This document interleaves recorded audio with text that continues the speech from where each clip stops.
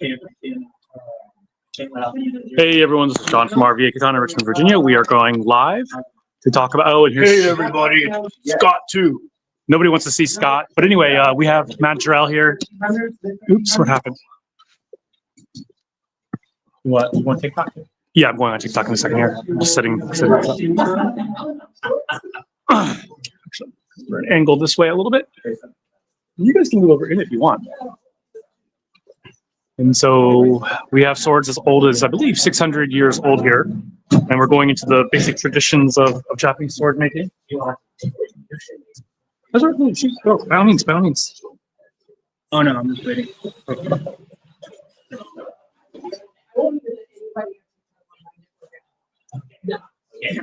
Just commenting, your thing tilts.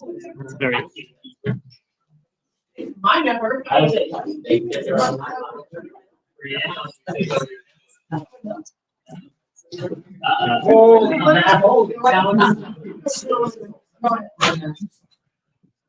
He says Ruby toast. Oh, my name is Food Talk.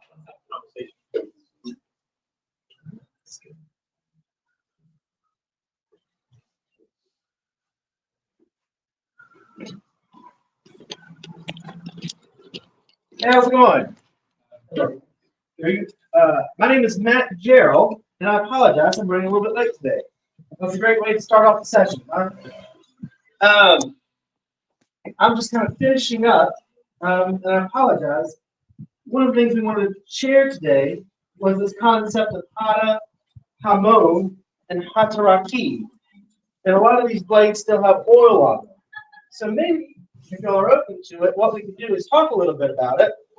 And then when we get into the viewing and handling portion, then I'll take some oil off the blades. And then we can spend some time looking at some of the key traits, right? I'll hold our breath so we don't breathe on the floor. But I think I've mostly got a good bit of this ready to go.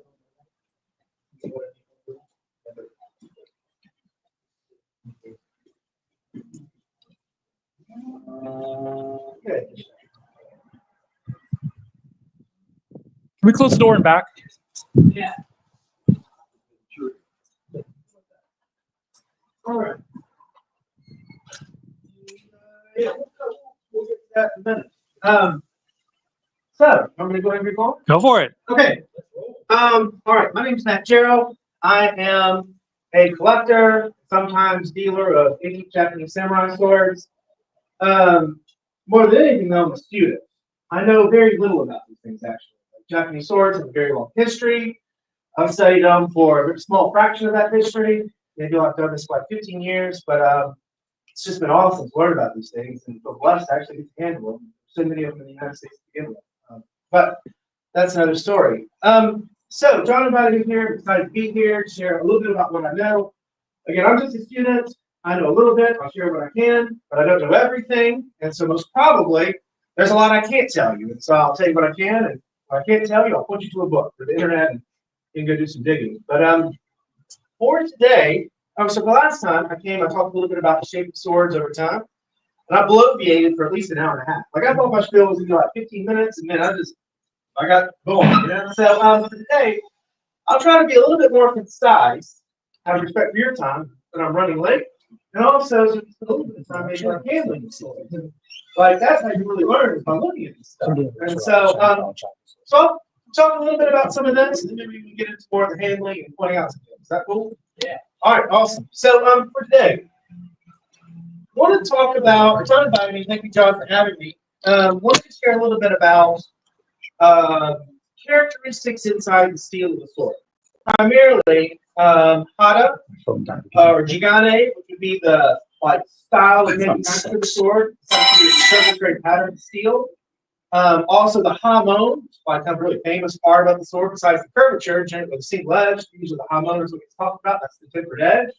There's a lot of mysticism, activity, artistry, and tempered edge. And then also hataraki, which are activities inside the hamon, which are sometimes really kind of interesting to look at. But I want to talk about those in the context of what I would say are like the 5 main traditions of swordsmithing, going back to Koto's, the pre-1600. So there were some really kind of unique constraints for like 5 main general traditions of swordsmithing. And so we have representative examples from each tradition. So the idea is point out what's different between each tradition and then turn you loose to kind of look at something. And that's kind of what the deal was today. So we'll start. So 5 main traditions. Yamashiro Den, Bizen Den, Yamato Den, Soshu Den, and Mino Den. Anyone raise your hand if you're familiar with some of that, all of that, or none of that? Okay. So like 1,000 years of swordsmithing or longer. Over time, different traditions sprung up in different areas based on whatever was in vogue, based on the style of fighting. And so these traditions have very kind of unique characteristics of manufacture. That's what you can see in some of these swords. So we have representative examples from the 5 traditions. I would like to introduce each tradition and hit the highlights. And then when we're done, we can look at these. But on the ends of the 5 traditions, I will start with a really old sword that dates back to the Heian period, which is kind of before the traditions. And so this type of sword is so old that it's kind of like what sprang, everything else maybe kind of sprang from it in a sense. And so maybe swords that were made in one tradition look back to these older swords as inspiration. And then I'll finish with swords that kind of came after these 5 traditions, so swords 1600 and later, sort of now form their own tradition, but kind of based on what came before. So 7 areas to talk about. Any questions before we jump in? If I could say, anyone who has like a drink or something, if you could leave it up front because the drinks are not friendly to steal. There's a space over here in the front where you can leave it. Matthew, recommend this book? Highly. In fact, everything I have to say comes right out of that book. There's nothing I can tell you that's not in that book. There are lots of finer points to talk about in one-on-one session maybe, but that book has it all. Everything we'll talk about today. That is the Connoisseur's Guide to Japanese Swords. It's on Amazon. It's like $3. Used to, like, they put it on a print, it was like 200 all the time. Yeah. It's 40, like, that's steal. It's back. Yeah, It's back. Okay. What's that? That's a steal. Yeah, they made a steal. Oh, that's a good pun intended. As I get going, feel free to stop and ask questions. I'll try to be brief on some of this, and then you can look at stuff. So I'll start off with a blade by Koki Sadatsuna. He's a swordsmith working about 1100 on Hoki province. This blade is very old, it's ancient. But what's important to point out is it has a wild kind of chigane, hata, and this wild like surface pattern steel. It's organic would be the way to describe it. It's like it's they didn't have a lot to go on or look at when they made this thing. And then also a concept I'll introduce is this idea of it's the concept of nie. Is anyone familiar with nie? Mm-hmm. So when they made swords, they tempered it. Right, the tempered edge, the hamon, is crystallized martensite. Right, so they put the sword in the fire to heat treat it. It crystallized parts of the steel, and so sometimes in these swords you can see what are called nie, and they're individual particles of martensite. And some of them it's very vibrant. You see all these dots, and you'll see them in the tempered edge, the hamon. That's nie. Sometimes the nie and these crystallized particles of steel were so fine you can't see them, and that's called nioi. All right. So a key trait between some of these traditions is whether or not they are nie deki, meaning you can see the nie, or nioi deki, meaning that the particles are so fine you can't really see them. That's something I'll hit on a little bit. Maybe a second concept I'll introduce is what's called the nioi guchi. Remember nioi guchi? Nioi guchi is the top edge of the hamon. So when you look at the tempered edge, look at the hamon, this cloudy, milky kind of lower part of the blade. When you look at it, inside there's all kinds of activity and stuff going on, but the top border of that hamon is the nioi-guchi. And the nioi-guchi is where you can sometimes see whether something is nie deki, meaning it has all these individual particles of martensite, or nioi deki, meaning you can't see those individual particles, you just see a thin line. And so that's an important part as we talk about some of these traditions. Is it nie-deki or nyoe-deki? And you see that by looking at the top edge of the hamon. All right. So this first sword, the Heian period, doesn't really have a nyoe-guchi. Like, it's blurred and kind of vague. And the blade is so old, it's hard to say if it had one and lost it because it's a fire, or if it just never had one, right? It's just so old, it's kind of hard to tell, right? So, but I'll start there is blade from Heian Jidai that is has its own kind of unique characteristics. Let's move on to the first tradition, and it's what we'll call Yamashiro Den.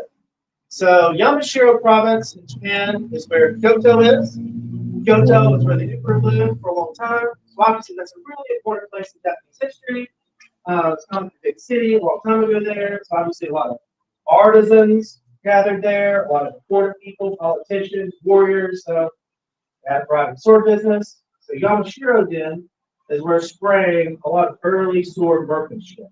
So we go from Heian, maybe late Heian, swordsmiths like, or sword schools like Wataguchi, Regular Rai School.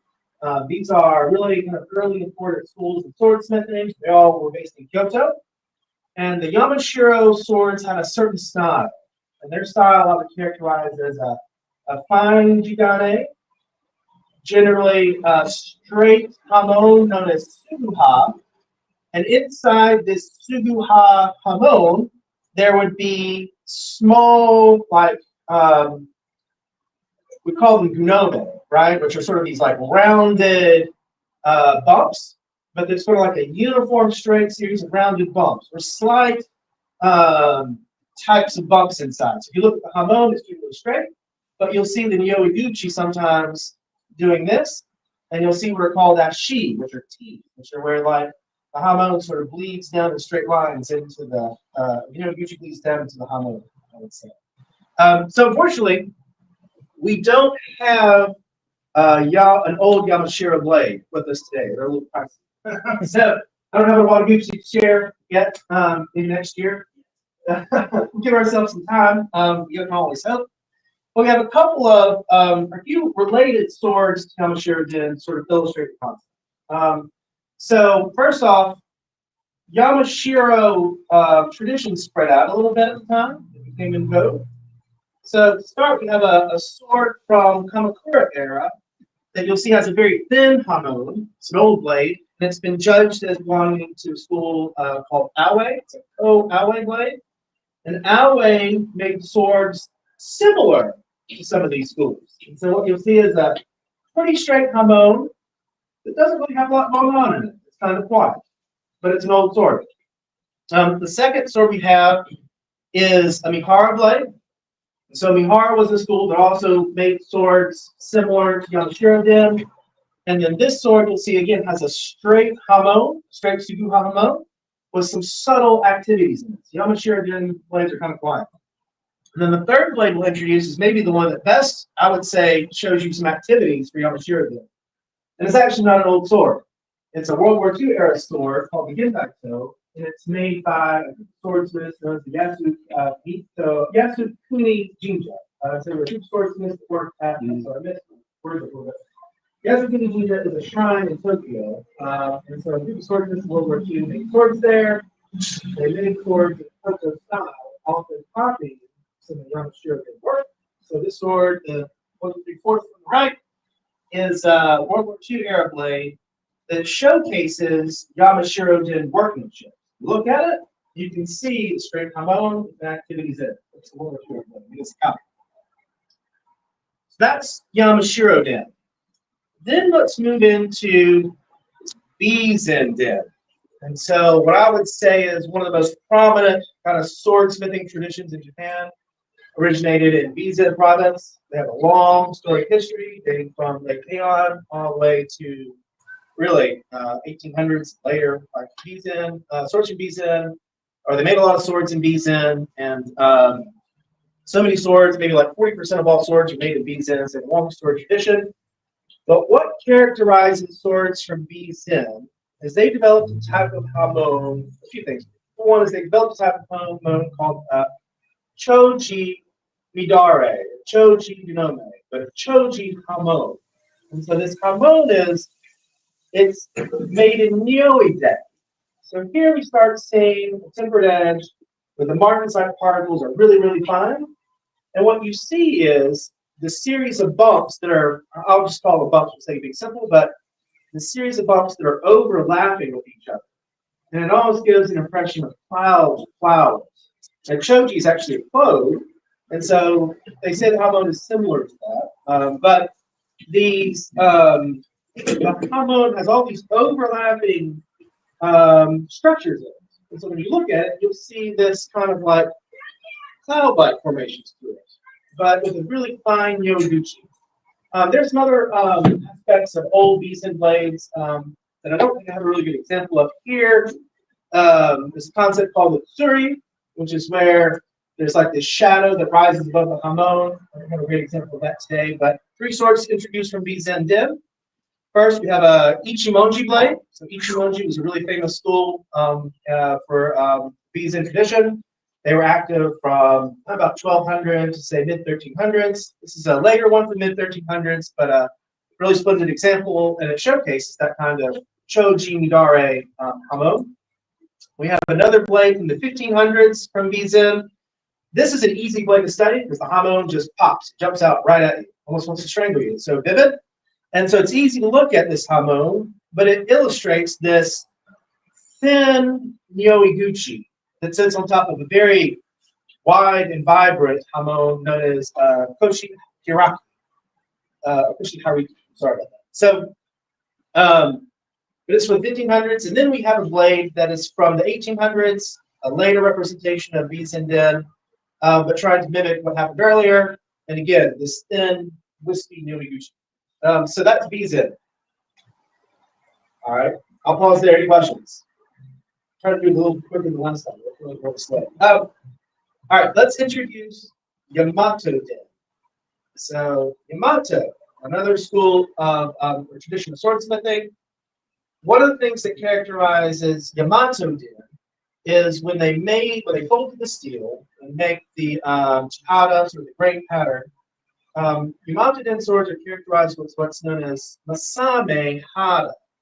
And masame hada is this type of hada that is straight. So when you look at the sword, you usually see a grain pattern of the steel that is straight somewhere in the blade. And then that led to its own kind of unique types of hamon and activities in the hamon. So Yamato Den swords generally have a straight suyuha, right? But instead of having Yamashiro Den characteristics like these yunome inside the hamon, they oftentimes have these streaming effects from the straight type of hada. These streaming effects are things such as they call maybe a little bit of sunagashi, but they call it a nijuba, sanjuba, uchinoke, and it's where the hamon like has these layers inside because the steel is straight through there, right? And so you'll see straight hamons, but with different activities from Yamashiro. Yamato Den swords were generally made as early as like 11, 1200, but primarily in the 1300s to service these warrior monks known as the Sohei. They were very active at that time and were like sort of like the active customers for Yamato Den swordsmiths. So that's Yamato Den. So you want to look for straight type of grain and a different set of activities in the hamon. Then we get to what I would say is probably the most fabled, one of the most fabled traditions of swordsmithing, and that's known as Soshu Den. And so generally, most famous swordsmith in Japanese history, not say he's the best, but there's some debate, obviously. But the most famous swordsmith is Masamune. Everyone knows Masamune generally. So Masamune, most famous swordsmith, was kind of the founder in a way, or in a sense, of Soshu Den swordsmith. And one of the things that sets Soshu Den apart, so up till now, we've had maybe quieter hamons, straight hamons, hamons in Yoiguchi, where you can't really see the martensite. Well, Masamune just kind of like threw all that out the door, and he started making swords that had like big activities where you could really see a lot of the particles of Neo. And I'm bridging this. This is a really deep topic. I'm just kind of hitting some highlights for the video. But so I don't want to glance over too much, but his hamon was very violent. And inside, it was really turbulent, like a thunderstorm. And so when you look inside, hold the Matsumune, you look inside. I can't say that I've held the Matsumune, but from afar, you see this vibrancy of activity. So we have a couple of swords that are Soshiden. One of them is a student of Matsumune. And so this sword was made in the 1300s by Kashu Sanekage. It is an absolutely splendid example of Soshiden. I'd say I highly recommend looking at it, but be very careful with it. But this sword has tons and tons of hachiraki or activity inside. So here, it's tempered in Nie deki. So you can see the individual particles and marks inside. And when you look at it, there's just clouds of activity. Inside the hamon, there's violent lightning type of streaks going on. There's lots and lots of just stuff going on. I mean, you can sit down and talk a long time about the details, but it's a great example of Soshiden where you start seeing the shift from quiet, more subdued, to this violent aesthetic. It's rather appealing to samurai. Now, there's a question about cutting efficacy, like Soshiden and Nie base tempering better than Bizen and Yoi base tempering, like what's sharper, what works. Well, it's a little bit of beauty's in the eye of the beholder, and it's hard for me to comment on cutting efficacy. But from a studying standpoint, Japanese sword standpoint, Soshiden has a lot to look at. So there's a lot to study. We'll move forward a little bit. Another blade is tempered in Soshiden. It's a sword by Taikei Naotane, really famous swordsman from the 1800s. And he was copying some of these Soshu characteristics. And so this sword also has a type of hamon that showcases this violent aesthetic, where inside are all these clouds, thunder clouds, lightning strikes, types of activity. There's Nie everywhere, and it's a lot to see. It's a shorter sword, but again, Soshiden activity. So, Heian, and then we talked about Yamashiro, Bizen, Yamato, Soshu, and then we'll get to the final kind of mainline traditional swordsman thing. It's called Mino. So, students of Masamune spread out across Japan.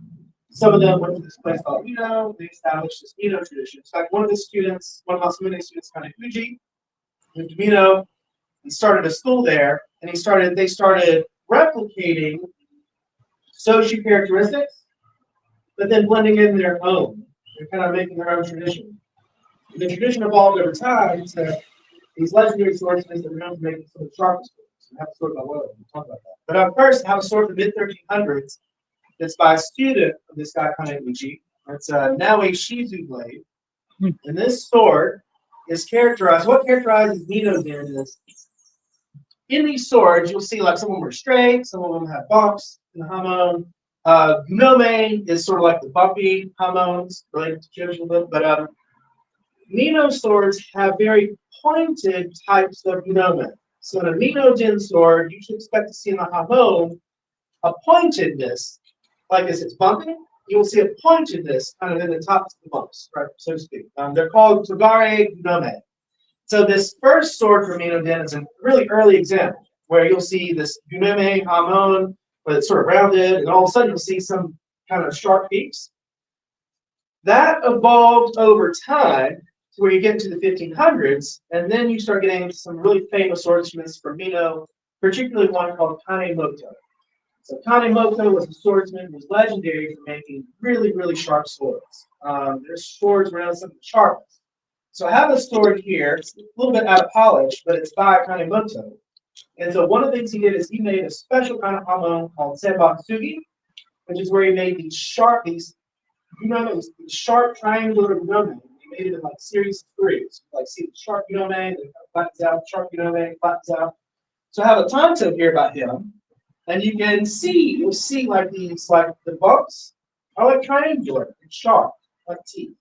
And so these three swords are Mino Den. Look at them, what you'll see is generally like what differs from here is that the hamon is very kind of like pointed peaks. That's Mino Den. And then finally, I'll bring up a couple swords from the 1600s. And so about the 1600s, most of the fighting is over, and samurai start wanting swords that are flashy in nature. Also, samurai look back and they look, especially at Soshiden, as being kind of a favorite type of workmanship. So samurai start ordering like really fancy, flashy stuff, generally tempered like anitique, Soshu style. So I have a couple key swords here to talk about. The first two are from a really well-known area of Japan, Bizen, that was known for making a really kind of like strong style of swords in the 1600s called Bizen. I have two swords here that are pretty different, but I'll bring up a couple reasons. First, a sword by Bizen Tadahiro. Second, a sword by Bizen Masahiro. The first sword, he made what's called a Hiratsura hamon, where there's like tempering all over the blade. So if you look at it, you'll see there's hamon everywhere. And it's made in Niedeki, so you see the individual part with the part inside. But he made it as a copy of earlier Soshu did one. And then I have a story here about Bizen Masahiro, and you'll look at it and you'll see this straight Tsuduha. He's actually making it as a copy of earlier Yamashiro.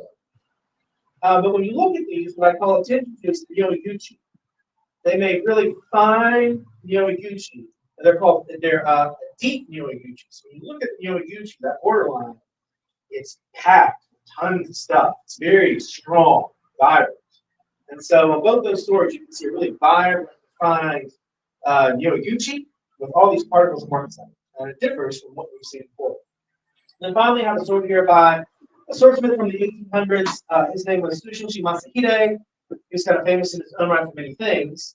But one of the things that he did is he made swords with what's called the Doramba hamon. So Doramba hamon was made by a guy, Skihiro, in the 1600s. This is a copy. But this hamon is different from everything we've seen before. It's not made from the 1500s, 1400s, 1200s. It's this series of waves, right? It was a hamon that became popular in the 1600s, and Masahide copied it in the 1800s. So, I hope that was fairly brief and just an introduction. And like I said, all these blades currently have oil. I'm going to take some of the oil off, but I'll probably stop there so we can talk about using some of these things so you can look and see some of these activities for yourself. And then I'll be happy to answer any questions you might have. If we get into handling stuff, a few requests. First, if you pick up a sword and you drop it for some reason, first off, take it serious if you don't mind. You can try not to drop it today. If you do drop it, don't try to catch it. That's never a happy ending for anybody, So they're sharp and they're dangerous. And so first and foremost, if you drop it, just let it go. We'll do that after. Second, With your credit card. yes, in handling the swords, I might thin this out. Like there's a lot of swords. I might thin it out a little bit. A lot of people, everyone looks at every sword. We'll be here all day. I'm cool with that. You might not be. John might not be. I might thin it out a little bit because also the important part of this is if you look at swords, it's important not to touch the blades with your hands. Your hands have oil that will rust the blades. That's why the oil is on there. So what we have are these claws. So what I ask is you pick up a sword, like pick it up, look at it, but don't touch the blade with your hands. Instead, use a claw. I'm going to illustrate it.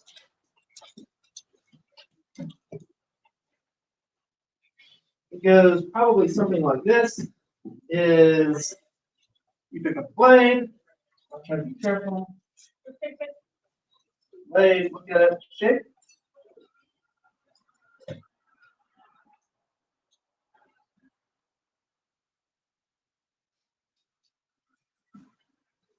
Something like that. So you want to see the hamon of the activity, you want to point it at the light source and then rotate it. Look up and down the blade and it will illuminate the hamon. You'll be able to see inside the hamon what's going on. But when you do it, use the claw to rest the blade in. Don't touch the blade. And then third, I've already broken my own rules, is when you're handling the sword, don't talk. Because when we talk, like when we talk, like spittle comes out.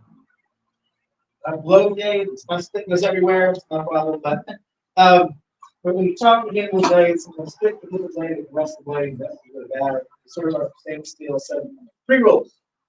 Don't drop it. If you do, 4 there, is don't try to catch it. Second is always use a claw. You're going to rest the blade. And then third is don't talk while you're handling the blade. But if you got a question, I'll be right here. Just put it down, come over, and we'll talk about stuff. Is that cool? All right, there's a lot of people. I might thin this out some. but I'm only going to take away stuff that is no consequence. Because that will make it a little bit easier to distribute the load for viewing. But if you stay longer, want to hang out later, somewhere, whatever, I'm happy to share this stuff with you. Yes. Typically in Japan, when you look at stores, your eye typically wants to go to the home first. You should look at the width of the blade first. Then look at the curvature. That gives you a sense of what you're looking at in one time period. Then drill into that for the home. So now you have some really awesome specimens here that are so back to that not welcome. Definitely appreciate what you're holding. Look at the width of the blade, look at that curvature. It starts to tell the story. Then you dive into that more to discover what you're doing. Now, one last question. What's your favorite Hamon style? Why is it Sugaha? Oh. You know what's really nice about Sugaha? There's an assumption that every Sugaha is just a straight Hamon. And a lot of people think they're boring as hell. And me, it's like, are you kidding me? There's so much variation in Sugaha. Like, so there's Sugaha, which is straight Hamon. Some are very narrow, also Sugaha. Some are very wide, shoe Sugaha. Inside the Sugaha, there's a Yoneguchi. Sometimes it's very thin, sometimes it's very thick. All right, especially like if you want to see a really cool Sugaha, I introduce this story. If you look at the Yoneguchi, the top of the it's like this. It's a very thick Yoneguchi based in Niigeki, but it looks like a I don't know Sandoki, Tohoki. It looks like a winter's frost or something. It looks like a nature scene. And so there's actually you really good. There's a lot in a straight Sugaha. But you compare that to something down here where there's like thin Yoneguchi, or like truly this sword is very old. But the Hamon is very fine. I'm not saying it's not sharp, it wouldn't work really well, or wasn't made with a lot of care. They were all made with great care. But if you're just viewing it, it's sometimes hard to appreciate something so fine. I think if you talk to some old Japanese gentlemen, they will geek out over something like that. Because, over time you build a deeper appreciation for some of the more subtle things. Whereas like Soshu did, you look at it, it's not hard to see anything. Just like pops, everything just kind of bursts out. So it's not hard to appreciate. Sometimes there's a beauty and a refinement of appreciating things that are more subtle. Do you have a favorite? Is Sugaha your favorite? Who's it not? It's monkey? Yeah. I like it all. Yeah. As far as the realm, I like it all. But at the moment, like for myself, I bought that Neon blade earlier this year, and to me, it's almost like an honor to have to take care of it. It's so old. It is ancient. And so, like, some of this you see a bunch of, but it's really rare to see a sword so old in a good condition. And to see, like, again, you look at the Hamon and the Hana, it's just totally different. At first glance, it's rather polished, but if you didn't know the curvature, you just throw it away. It's so old. Maybe one of those, I'll take the Scowl. The Nakago is ancient. And actually, half the curvature of the blade is in the Nakago. It has the original hole. And if you look at it, and now this is apart from Hana and Hamon, but if you hold the blade in the sky, it's like this. But if you hold it based on where the original hole is, the blade goes like that. And it's just ancient. And so I have a high appreciation for that. But my taste rotating a lot. Everybody. Sadatsuna, he basically did one of the 5 great swords under heaven, right? Did he do one of the Tenka Goken? Oh, I don't know. Maybe. Yeah, I think Dogiri was made. Yeah. That's his teacher or father. Yes. Oh, my bad. Yeah. So, but I'm not. You know what? Like, I don't have that degree of knowledge yet about some old swords that are that old. And like, yeah, there are a lot of famous swords, but I'm still learning about these things. Beyond, like, see a lot of Jujos, right? Like, I don't see too many Aeon blades. Like, I don't have enough Aeon blades to pass through my hands to have a good knowledge. Just put us in here and want to learn more about. It's fascinating. But especially the age of that sword. It's you can see it through the curvature. Is there a period you don't like for example, Shinto? Stop feeding answers, man. Not at all. So I'm thinking when you thin these out, I mean, I think most of us won't know what we're looking at. It might be worth noting what, like the swords that we have left out, what are the details? What are the important details of each sword? Yeah. So, for example, this one has Masamehara and a Gunamehamon or something like that. So we know what we're looking at. I'm going to put some of these up. So I was thinking I'll write a note down, like you can just, whatever sword you want to leave out, and then we'll just make notes on what we should be trying to look at, and then maybe you can help point out. Do you purposely have them displayed with the edge to the left. Just honestly, this is just probably right-handed, and try to make it so that no one hurts That is themselves. exactly the question. Yeah. Like every time I've ever gone to sword viewing, they always look like that, like the edges to the left. It's just sort of repetition. But then also like trying to make it so that, like I'll thin it out a little bit so that there's enough space, basically so no one gets hurt, you know? My basic question is in some disciplines, that's more difficult to draw. So it's more polite. I see. So it's like returning the blade to the table. Yep. That was what the purpose of it. The way I was taught, and I don't practice swordsmanship. I'd like to. I would love to learn more. Can you let him actually thin out the swords first? Joe, can you let him just thin out the swords for, yeah. The proper way would be like, as I taught was learn, it's like, Yeah, I'm just saying it's not a matter of how you return it. So yeah, okay. they always told me like, when you put it back on the pillow, let it go to the left. Just like you put it back on, but a little bit crude. Like, see, I'm gonna say this out.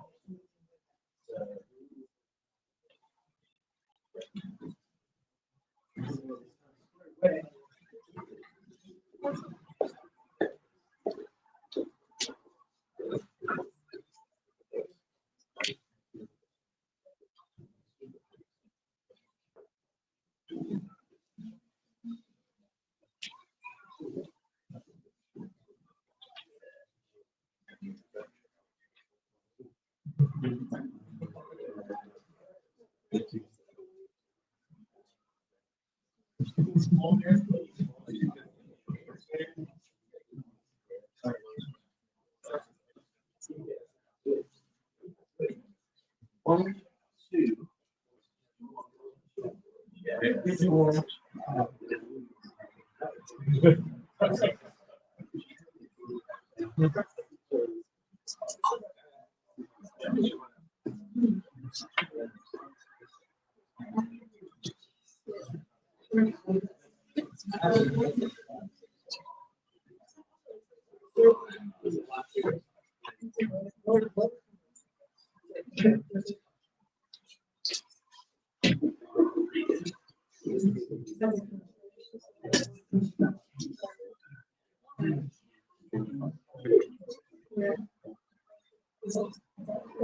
What's your newest piece, man? What's the new hot? This sword, I just got back from college. He's in Europe. He got started almost came in last week. College to the US? Yeah, US. By Woody. Oh, wait. Yeah, Woody in Las Vegas. Oh, wow. He's awesome. How long did it take? How long? A couple years? 2 years? 2 years. Well, like, and yeah, I didn't see everybody, but yeah. and I think it's got longer. I said, hey, let's go. No, 2 years. This is awesome, man. Like, can I send you something else? He's like, it's a long wait list now. Oh, man. Business. That's why you get a couple of your swords, you get more people polishing them. Yes. 2 people polishing, people complain it's $400 an inch. Use your swords and cut them if you have more people polishing. Why don't you get this over? Put it in. I'm going to leave the sky on most of these. I'm going to kind of do my best to take the oil off quickly. But for this, I'll take the sky.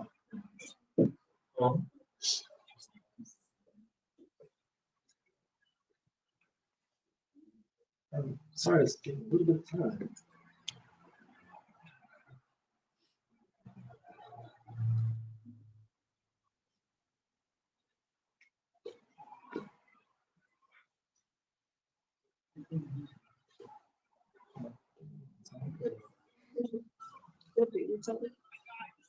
It's Uchico powder. It's just a type of, yeah. It's very specific. Yeah.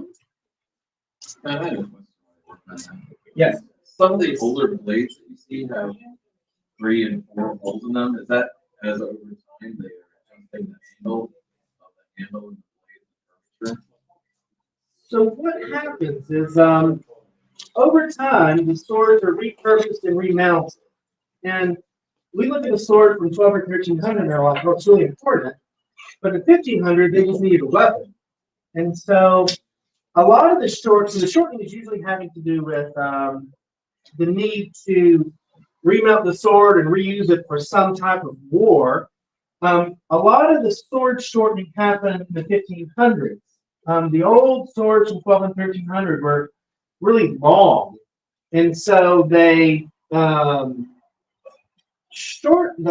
the 1400s, the style of warfare changed from maybe using swords from horseback, where you need a long sword, to using swords in close combat. And so the style of fighting favored shorter swords that could be drawn and swung at the same time in one motion, instead of drawn and then swung in two motions. And so all the old long swords got shortened. And so these old swords, a lot of them like this one, shortened. They have multiple holes. Maybe it was originally like this long. They shortened them, lost the signature, drilled new holes. Again, it's just a weapon, you know, sometimes. No, that wasn't just a weapon. I don't want to. So they short from the handle? And short it this way up. Never from the tip down. Always from the handle up. So they'll lose the signature because the tip is very important. The tip is a really important part of the functioning of the blade, right? Like the tip is also a place where it can break off, it can damage. The tip is where, like, mostly slicing, but also pointing. So if you take off the tip and reduce it from the tip, you're losing functional weapon. It's not functional. So it's functional in terms of heat. Good. But it's the way the temper line works and how the temper line has its turn back to it. And so once you lose that, then it sort of loses its penetrating power if you do stab with it. They never shortened from the tip down. But how about this? They might take this sword was an polearm, it's a big nagamaki. And what they did is they made it a time. So when they did that, they reshaped the edge or the tip, right? So it was this one was made, it was like big polearm. They shortened stuff up here. They refashioned it into a tip that maintained the bow sheath, which hung on through the tip. And again, if they took the tip off, they would lose part of the tempered edge. You get it hot enough, you can do anything you want with it. Yeah, it fixed the entire temper, so they can't. They didn't do that. All right. I think this one is a good one to look at. We do want to thank you for coming and bringing all this. This is huge. Thank you for having me. I'm happy to come. I'm happy to share it. I apologize for running a little bit late and a little bit of a delay in getting the show going and having some of this ready to go. I'm very happy and excited to be here and share this. And I hope it's a useful learning session that everyone gets to take something away that they didn't already know, or possibly buy a sword and take sword of.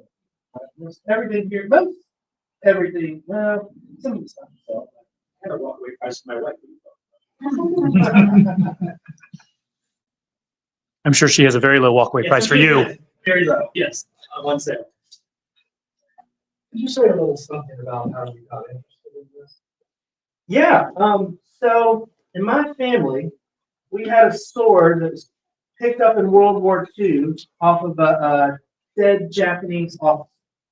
And like many swords in the U.S., a lot of them came back from the war. Some were picked up off the battlefield. A lot were picked up in Japan after World War II.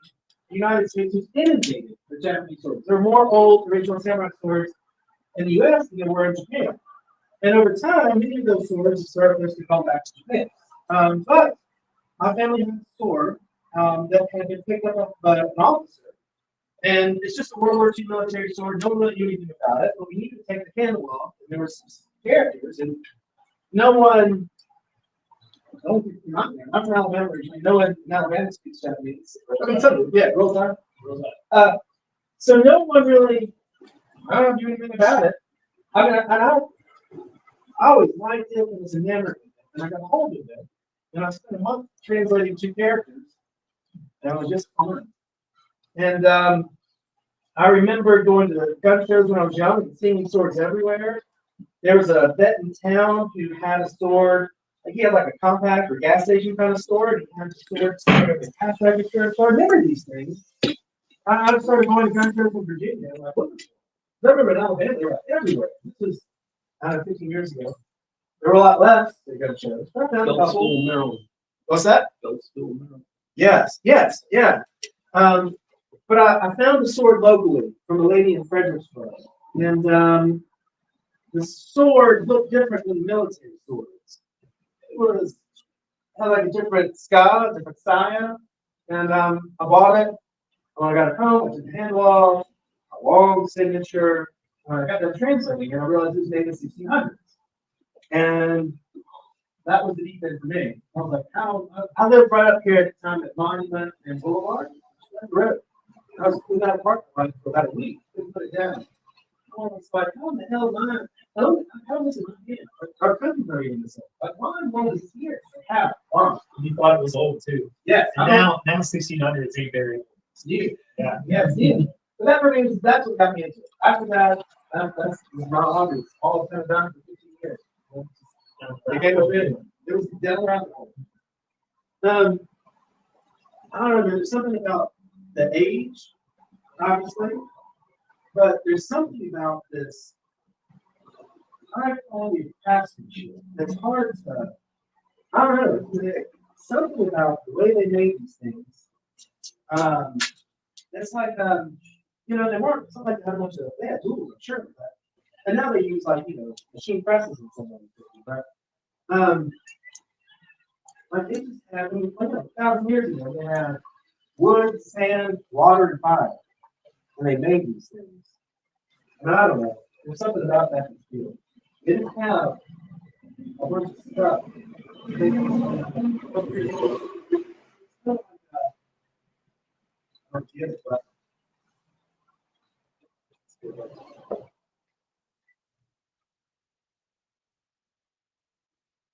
I'm breaking some rules. I'm not really following strict protocol. But some time, rewatch the video and follow my methods of sword handling. But just for the sake of getting this kind of the opportunity stuff, I'm trying to really appreciate it.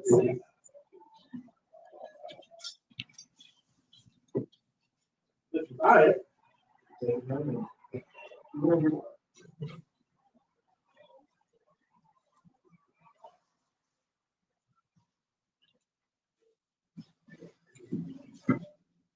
You say you did bring some numbers over? yes, so Nembok Chojiai. So Nembok Cho, let's say 1320, say 1390.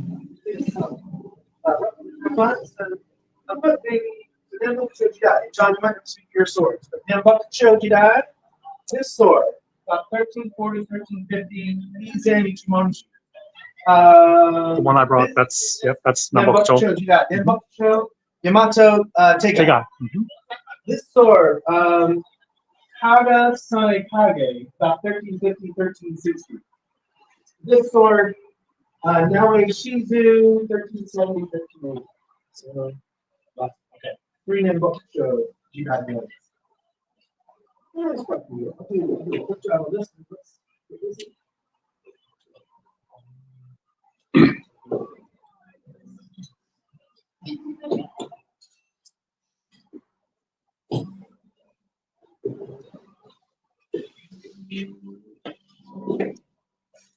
This sword I found in Richmond about 10 years ago. Right, it belonged to a brigadier general who fought back to the war. He died in like the 90s, and his wife died. They had an auction locally, and like everything was not an auction everywhere. But anyway, I went to see it. They would not take the handle. They, Joel, everyone in the world to Joel. They never took the handle. I looked at them. So I had a chance that when I bought it, and I took the handle off back there, signature, and there all drops. I paid not a small amount, but it's a pretty good deal.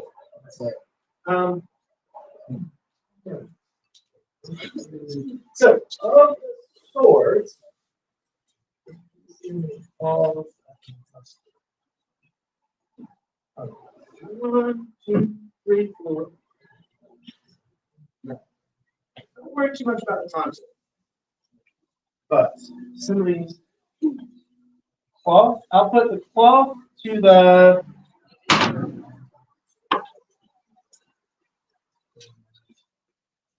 left.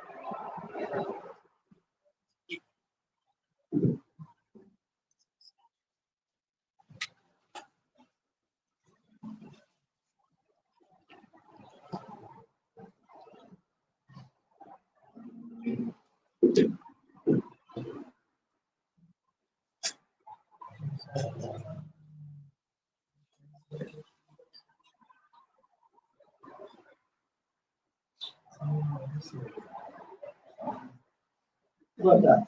Is it crude? I think it'll work Yeah. for us. I think organizationally, probably the easiest would be for people to line up behind whatever sword they want to see. All right. So, I agree with John. Like, form small lines, maybe like 2 or 3 deep, to be respectful of his inventory. And just take your time and explore the swords. No talking while you're holding the sword. Put it down, come around. Don't even look at it. You know, when you're looking at the sword behind you, I would recommend pointing at the arm, like obviously we can all point at arm's light or something, but especially the orange light will be helpful, and this light will be helpful for looking inside the armor. But be careful where you point it because people. If I give you a small subtle correction on something I see that's dangerous, don't take it personally. It's just an advisement.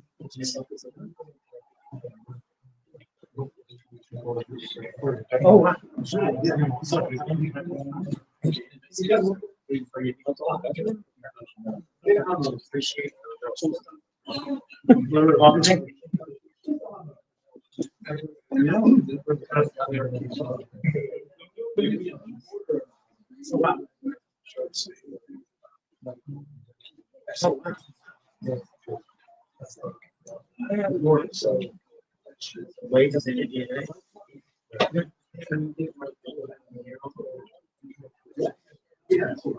This one, how long is that?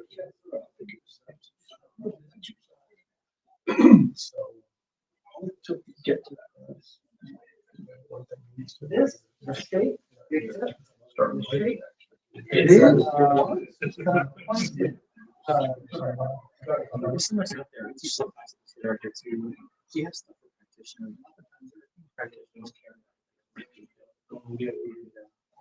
Thanks. Right, actually.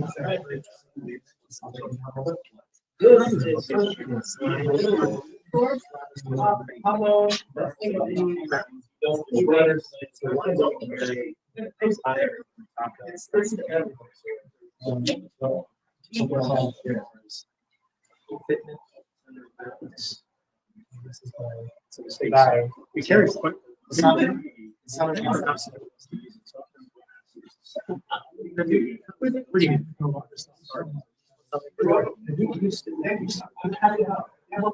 Business card? Yeah,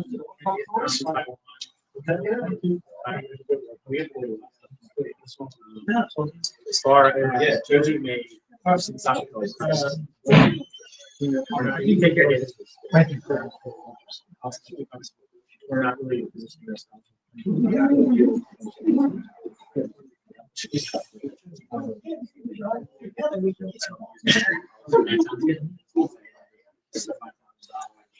You said it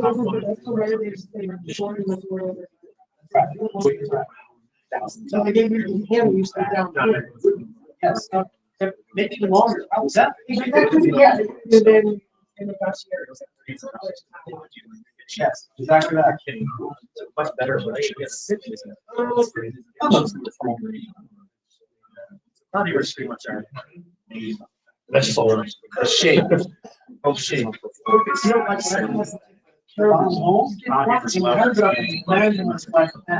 You look at the curve, things off like for instance, that story, you look at that story. Well, you know, you have.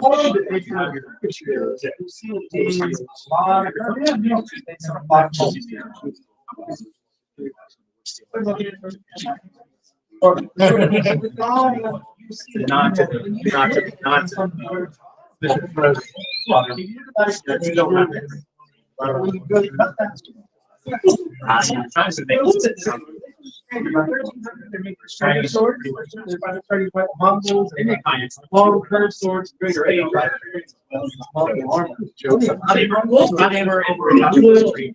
Oh, yeah. So there's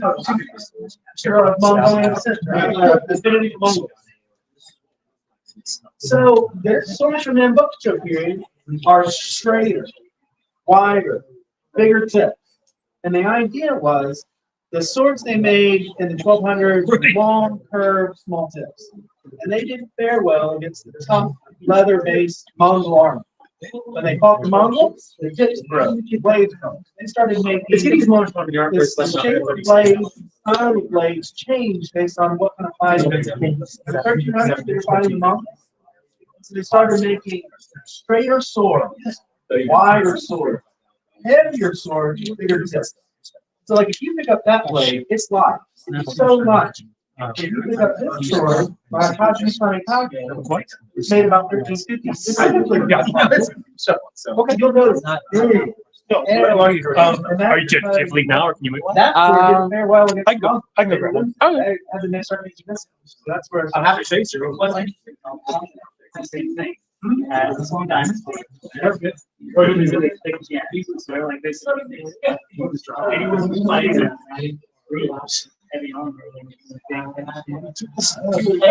As the Mongols were over, everyone realized, like, right then, whatever, like, these guys, they were tough, just overall tough. They required, the battle required bigger, heavier weapons. Right, yeah. I would love to see it more, but I'm curious, what each battle looks like. Each one of our things. The sword. You pick it up, you notice, as wider width, a little bit larger tip, it's heavy. And it's straight, right? You'll see this reduction in curvature. Like that for 400 on the head work, you curve it on this sword, straight.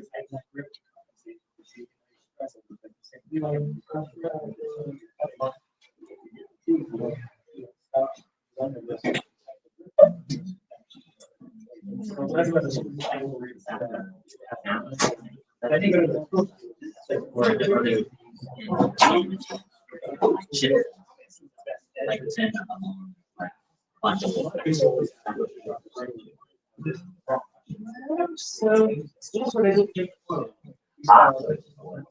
And cuts a little bit to the breeze. That's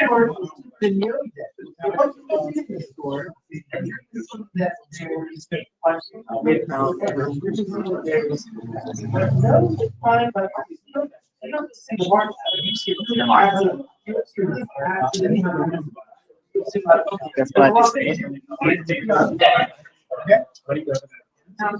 I say. Okay, you just.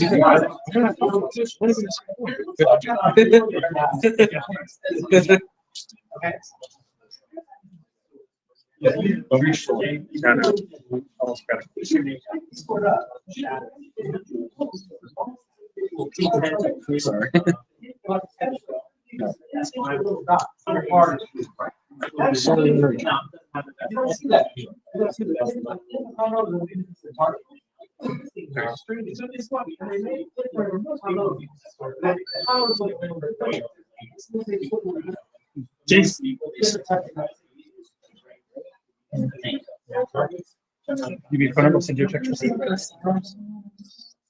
Uh, You get it? Wait, there. Soshu, how are you? Did you get your sword? Yeah. Well, thanks for coming by. Thanks for getting the sword. Yeah.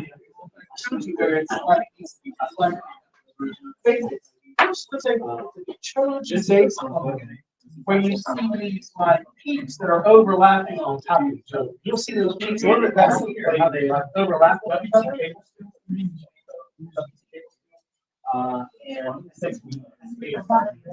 That's about, yes. So, they can put so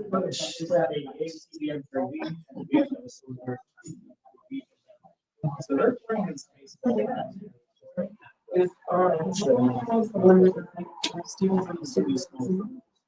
You get 10 bullets.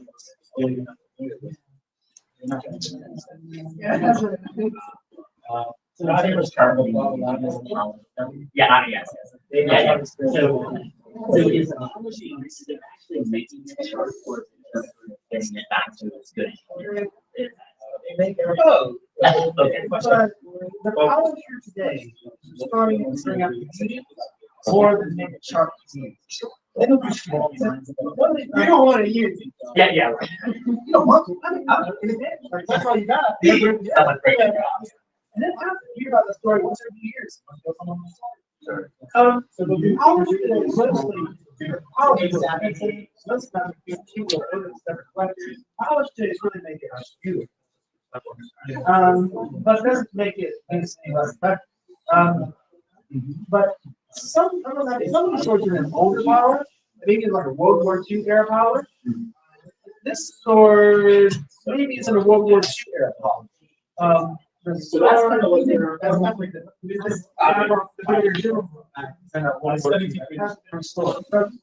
them are in an older power, maybe this is a little bit less. I mean, there was always a market, always left. But, you know, World War II they were used. So back then it was still partial, you know. So maybe if you buy towards an older power, you get a sense of what a more functional power.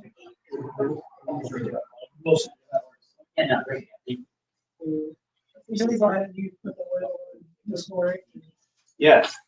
Yeah, so they are carbon steel.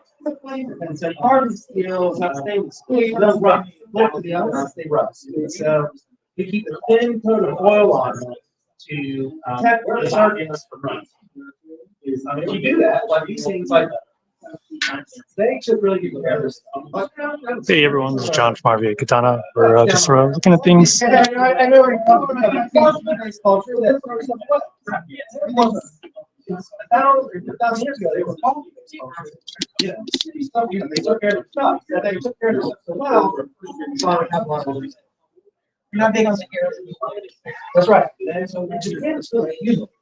So the latent humidity, there's all this stuff with rust. You know, back then it was sort of expensive. So they learned over time how to take care of the soil by this thin coat of oil would protect the surface from rust, keep out the latent moisture. Choji oil is basically mineral oil, 99 parts mineral oil with 1 part drop of and it just gives it a nice scent. The choji oil is what we use. It's historically what's always been used, and choji oil has a nice scent to it. So it's like when you clean your swords and re-oil them, it's sort of a different thing. You know, if you like some really deep, you like some incense, bring on the good kami. Take apart the swords, claim them, appreciate them, put them back together. Oil. Last 2 years.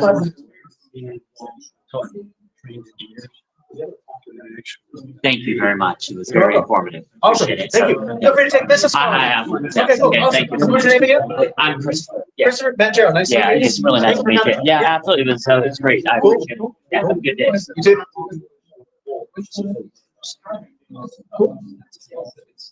Fascinating way. They all have common activity. It just depends on what side of activity. But like for instance, this would be a good example. So you'll see in this sword, it's like overlapping lines, but you don't see the individual particles of bark inside. And so the only features where they're tight inside, they actually be inside the hollows compared to this sword. where it's more wild style environment.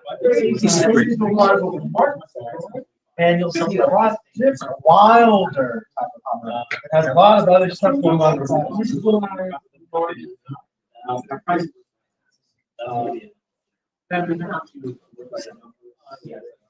out?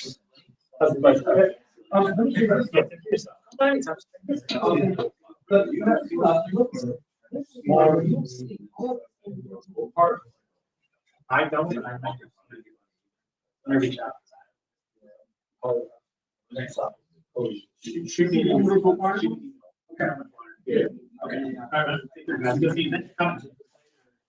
Thanks for having it. Thanks for coming. We just hired. I saw Anywhere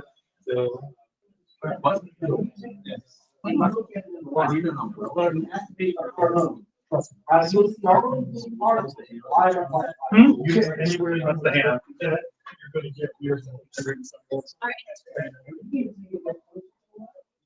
So maybe get under the orange line, might be one of these, or yeah.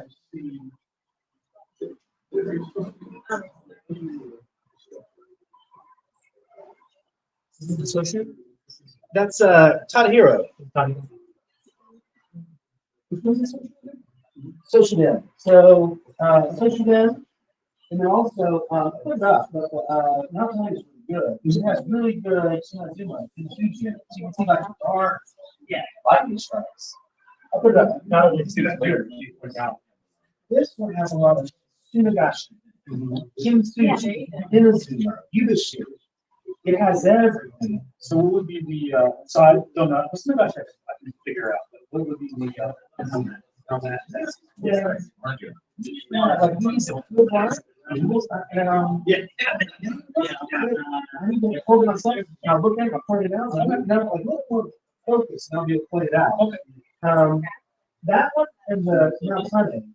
And then I didn't pull it out. I have an early Yoshimitsu that has tremendous amount of stuff. So that the Yoshimitsu, this, and then Sunday where I love burger. Sure, you know. Yeah, where you can. We're just in a good orange line. All spread out.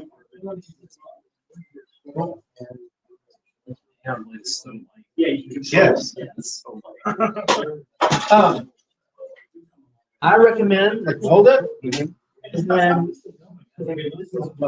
and maybe you did, and if I, but what I'm quite enamored with is when it's so old, like when you hold it, deep curvature. Yeah, and so That's the original hole. Based on the original hole, that's the curvature. you're ready to Such a deep curvature. Hang on, you got it. Yeah, that's cool. What? Yeah, I think we did that last time. Did we? Maybe. Yeah, nice to meet you. Absolutely. Thanks for coming. Thank you. Thank you so much. Awesome. I'm Matt, by the way. Jason, it's nice to meet you. Yeah, thanks for hanging out. Yeah, you want to look more stuff? You know, feel free to hang out. Of course, take a business card. All right. Would you say this was like 700? No, it's older than 700. About 1100. It's made about 1,000 years old. It's old. So it's ancient. And the workmanship is very different. Like the hara is a type of they call it uzumaki, I believe, where it's this kind of wilder mokume, wild hana.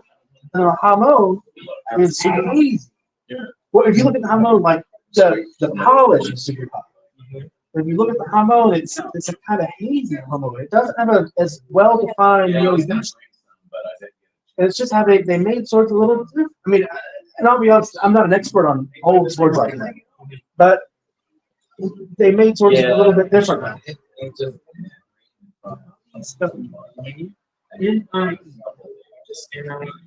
Yep. It's interesting how it appears to almost stop at the yoke, but there is still some hummel there. It's cool. It's polished down. Yeah. It's seen a lot. Yeah. Right? I mean, a lot of times swords that old have been fired, often hamon, they're tempered. I don't think it's very tempered. right? But polished down, yes. And as it gets polished down, steel gets removed, edge gets removed. Maybe what was made. There's not much left. Yeah, that's something else to remember. Unless there's probably to the actual blade, so it's lighter than it probably would have been in its heyday. Yeah, you're looking at a faint version of that. So is this Yamashiro? Ko-Hoki. K-O-H-O-K-I. Ko-Hoki.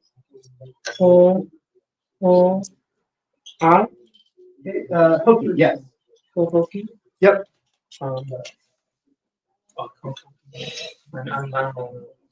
Ko-Hoki Saratsu. S-A-D-A? S-T-S-C? Yep. N-A. Ko-Hoki Saratsu. Is that the era? Is that the Author or As a sort of 2 years. the source of that? And the error would be chaos. H-E-I-A-S.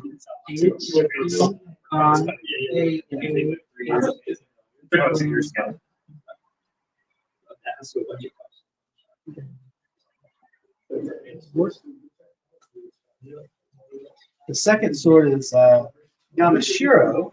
Again. Oh, hang on, as in before the 5 traditions. Yes, that's right. That's right. 4, 5 traditions.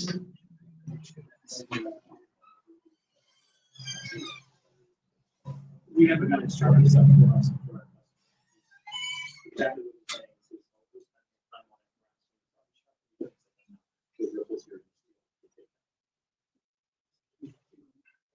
What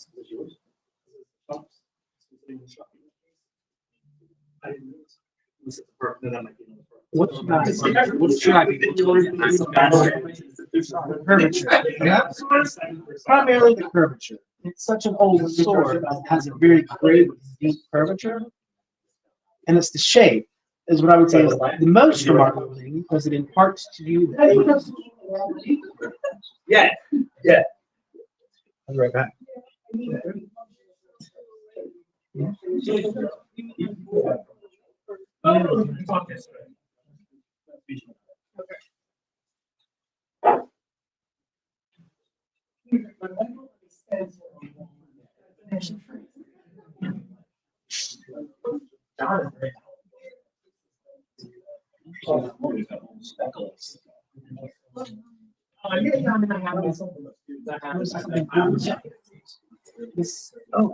Those speckles are called yoke. Yoke, yes. So like a sheep are where the hamon has its teeth down, and yoke are the little circles in between, and that was a characteristic of Bizen. A sheep and yoke, some of the types of activity inside. I'll show you something cool about this story. It's a Tada Uchi for one-handed use. Yeah. But it has a little bit of something cool about it. All right. So it's time. He shows me that's a cutting test on it. Back in the 80s. And so the cutting test, the sword was made about 15 or 5, 15 tests. The cutting test was done in like 17. Yamato school cutter tester Nagahisa, which was like started there, Yamato school. So it was made 50 different, but it was cut tested. Yes, they cut through 3 bodies, one side. Very simple, basic. Stylized stuff.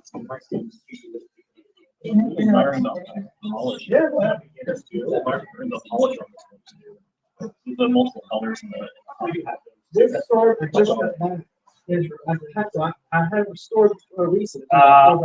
Or In Japan earlier this year. What year was this? At 1100.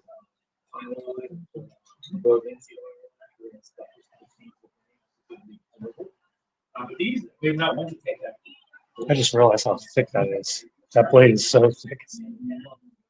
It was a cleaver when they made. He made that. He made a.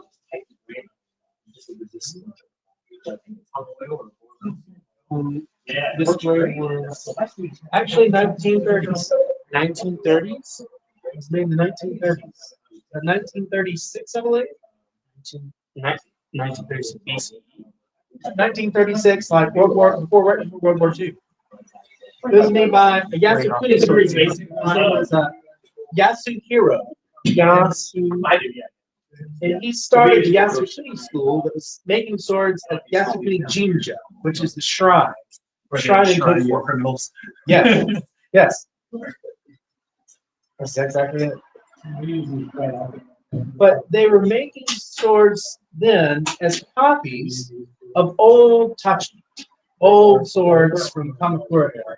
Specifically, a lot of Rai school swords. So this sword is actually made as a copy of like a blade by Rai Kunimitsu, who's a famous swordsmith from 1215. Thereabouts. Wait, is it? Wait, it wasn't. Wait, was that not one of the traditions? So these traditions, these 5 traditions, and I use tradition, it's a loose term. Swords were made all over Japan in all kinds of different styles. But over time, there were a few ways of making swords that a lot of people gravitated to. So, for instance, when Masamune, for instance, started making his swords, that style caught on. And that the way he was making it started spreading around Japan as a stylistic thing, right? So these 5 traditions are just what I would say are like 5 common themes of ways to make swords that were very prevalent from, say, 1200 to 1500 or 1600. And these 5 traditions inspired a lot of other swordsmiths that were either in that time frame or came later, or how they made swords. I think that may be a way to put it. So it's not super strict. It's like as a labeling, but it's mostly by teaching because each school is different from. Or I would say I would call it, in my mind, loose guidelines. Like there are no hard. It's hard to say there's hard and fast rules. There are rules around. Like for instance, if you look at a sword, you can sometimes do what's called a kante, which is an estimation of who you think made it. And sometimes, and basically based on what you see in the sword, you can sometimes get really close or even accurately figuring out who made it. And so, in looking at the features of the blade, you can reason to who made it, but it's that reasoning is based on this idea of these 5 traditions and some general themes that you see, but there's no hard and fast rules. So like a swordsmith from 1500s from Bizen could have made a Soshu style blade because that's what his customer wanted, right? There's a lot of, so it's a cross-pollination of ideas as swordsmithing kind of took off and took on and spread around Japan and how it evolved over time. So like almost like trends. Trends, that's it, trends, yes. And so the trends were based on who they were fighting at the time. Or, you know, as they developed this technology, maybe some swordsman happened to do something that made the swords more sharp. All of a sudden, everyone wants sharper swords, and everyone starts copying that person. So it's how trends evolved over time in swordsmithing, based on who they were fighting, who was evolving the technology, you know, who was powerful and powerful person wanted this, so everyone copied it. Where the sword business went, it's always business. You know, they always have to sell their product. Traditions is like trends that are based upon popularity from efficiency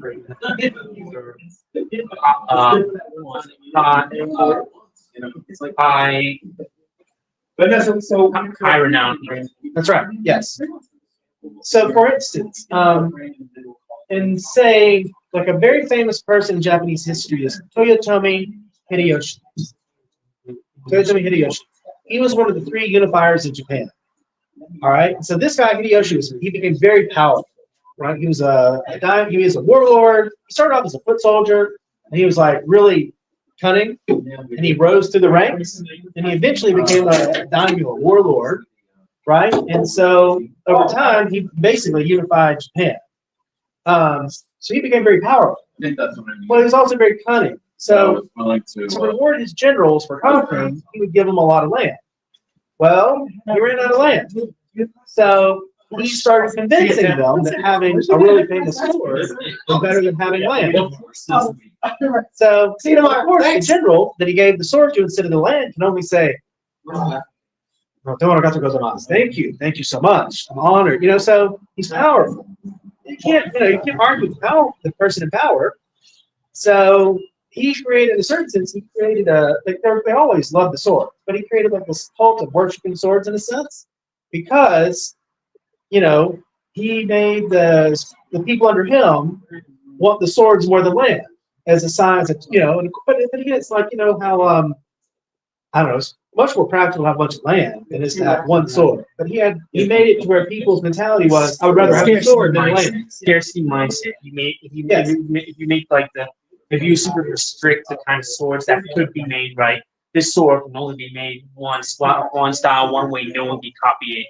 Yeah, something like that. So anyway, the point being, like, he made swords even more popular than they already were, right? Or how about this? Like, they knew by 1580 that using firearms was a lot better than using swords in a pitched battle. Like, in fact, the samurai were actually historically mounted archers. They were more archers than they were swordsmen, as far as like for warfare. So katanas were usually the reserved weapons they used. That's right. The moment they found something more efficient, they used efficiency. So their period of civil wars, like 1500s, their period of civil wars, lots of infighting, lots of battles, lots of violence. In those wars, the winners figured out how to optimize using firearms, because they were new, imported. Like, Westerners started showing up on their shores. Westerners brought firearms, and they saw that firearms are much more lethal than a sword or an arrow or whatever. But what's interesting is, after those wars were over, it's not like samurai, the warrior class, they had firearms, but it's not like everyone had 6 shooters on their side, right? Samurai always carried swords. They almost worshipped the swords. It's a cult of the sword. So why, if a sword is an inferior weapon to a firearm, do these samurai still carry swords and kind of make them legendary? Powerful people, like, they did not want any more revolts. They did not want anyone rising up to challenge their authority. They fought so hard to get done the period of civil wars. Those that accumulated the power burned the ropes of power so that no one could take their power. Part of that was effectively outlawing firearms. But it's not like I don't know that they necessarily told the samurai you can't have a firearm. Instead, they made the samurai The sword was much more. That's right. So it's mind game. A little. That's how I interpret it. Now, I mean, I could be wrong. A historian that knows a lot more about this can come and say, "That's totally wrong. He was talking about," and I would, That's just how I interpret it as. Why do samurai from say 1600 to 1870 all carry swords? And it was in their rules, but they didn't issue them firearms. But they also, from 1600 to 1870, didn't really have any more big revolts. So part of that was the rules, but part of it was also creating this cult of the sword, where they worship the sword in a sense. Yeah. So the shogun tells his general, the sword is better than the farmland. Yes, it is. I'm not going to argue, Yeah. At least that's how I interpret it. I could be wrong, but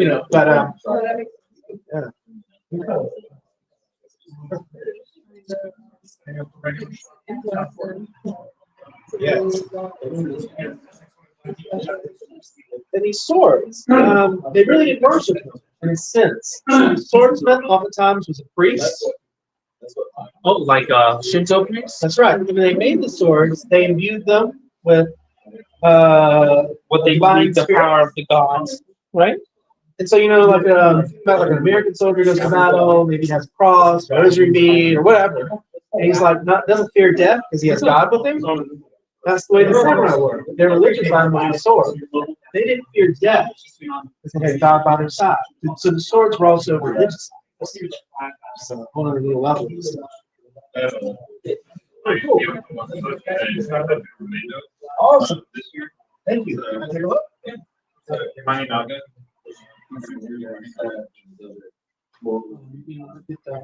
Great review, Paul. Right now.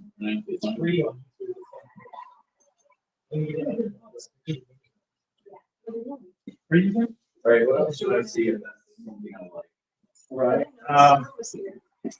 Right for you. I don't even know if I can use the way,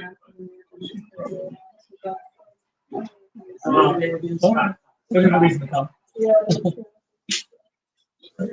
Keep it up. So, So these are your. this all. Yeah. Are they answers? They are fancy. Or I think No, times problems in that.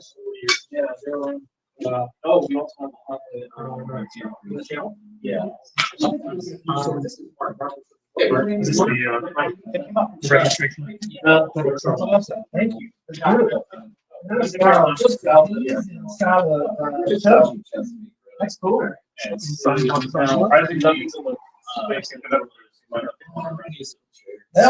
a great deal. That's awesome. Very cool.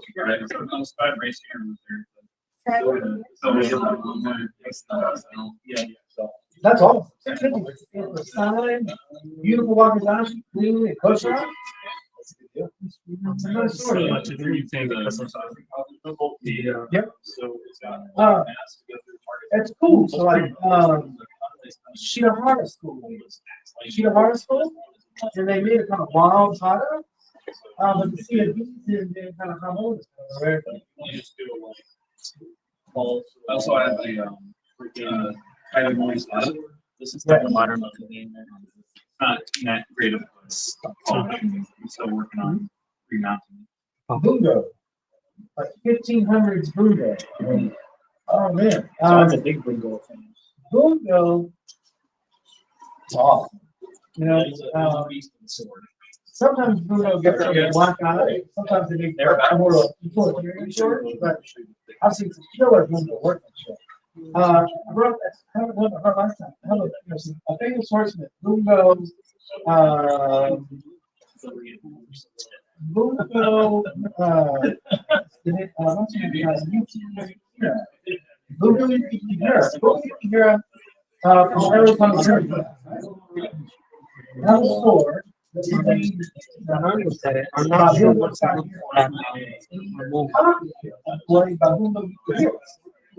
Yes, that's not sword. It's not exactly. Where they start to hollow a little bit. You make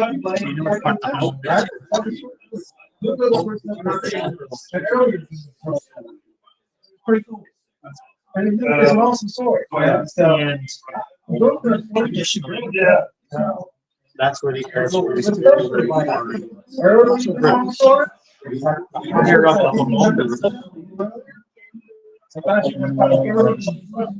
Brittle, that portion.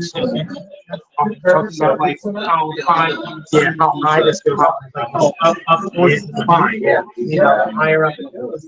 Yep. As practitioners, we send over the minimum. And super hot straight lines preferred from past practitioners. You're going to sacrifice that artistic. But martial artists don't really care about aesthetic primarily. Aesthetic is a secondary. Different times in Japanese history, in the 1600s, these weren't even doing something.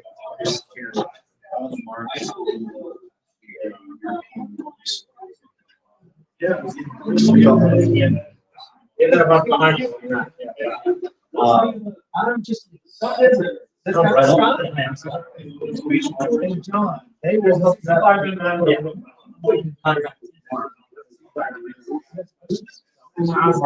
was wondering why you know what's no on So this I think is a middle period walk. Scott went through why there's something standard off in the alcohol. Or I want to. Yeah. it didn't look like it went down. I mean, I could be wrong about that. He's much better evaluating than I am. I'll see you around, man. I'll be right over here. This is Mark. Mark is George.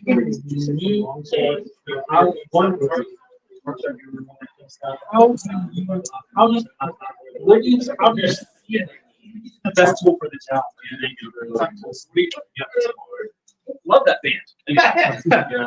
All right, so all the Euro swords are kind of back here right now. So you're looking into long swords for cutting? Yeah.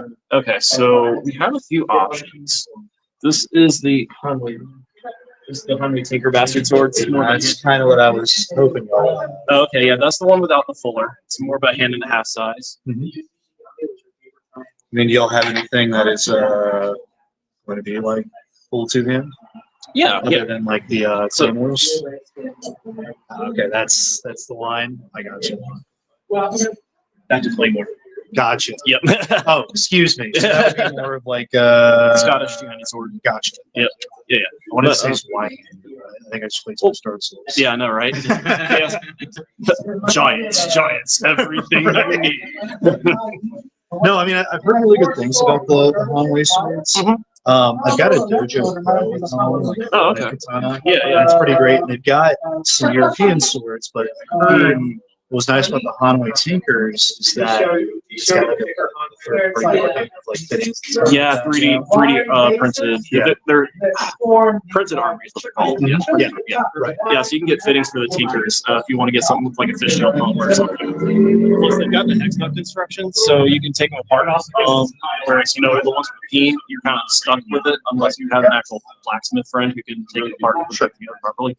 The only thing is with the hex nut is it can get loose on you, but you can always, retighten it. Okay. Kind of I got you. shut it off. Well, what are some of those on the bottom there? Yeah, I can get. Well, yeah, no rush. Well, I don't know how long this is gonna go. So. I saw one too, and this is like a weird lens of mine, but like I saw one on y'all's website that was up for pre-order that had like a ringlet on the crossbow. Oh,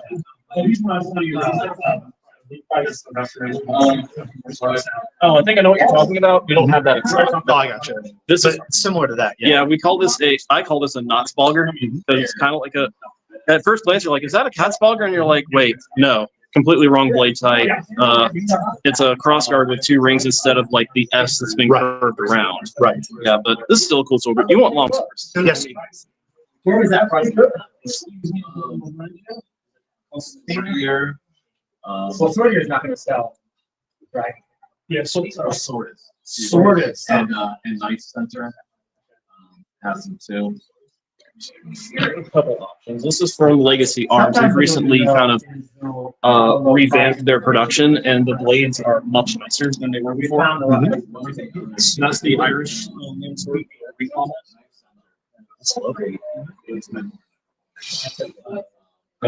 So this is from Cloudhammer. This is okay. So you see, this one's been had extra sharpened. This is one that we sent to Queen's Gambit a couple years ago for longer for their cutting tournament, Oh, okay. and it took first place. Well, I mean, I've heard really good stuff about that. Yeah, it's a great sword. Check it out. Awesome. The balance point on that is about 2 inches from there. So very, very low balance. see, that's like Small.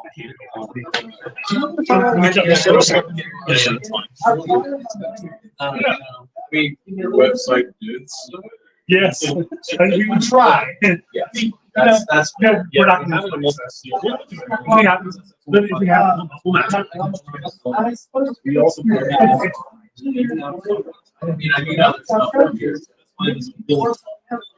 other stuff up here.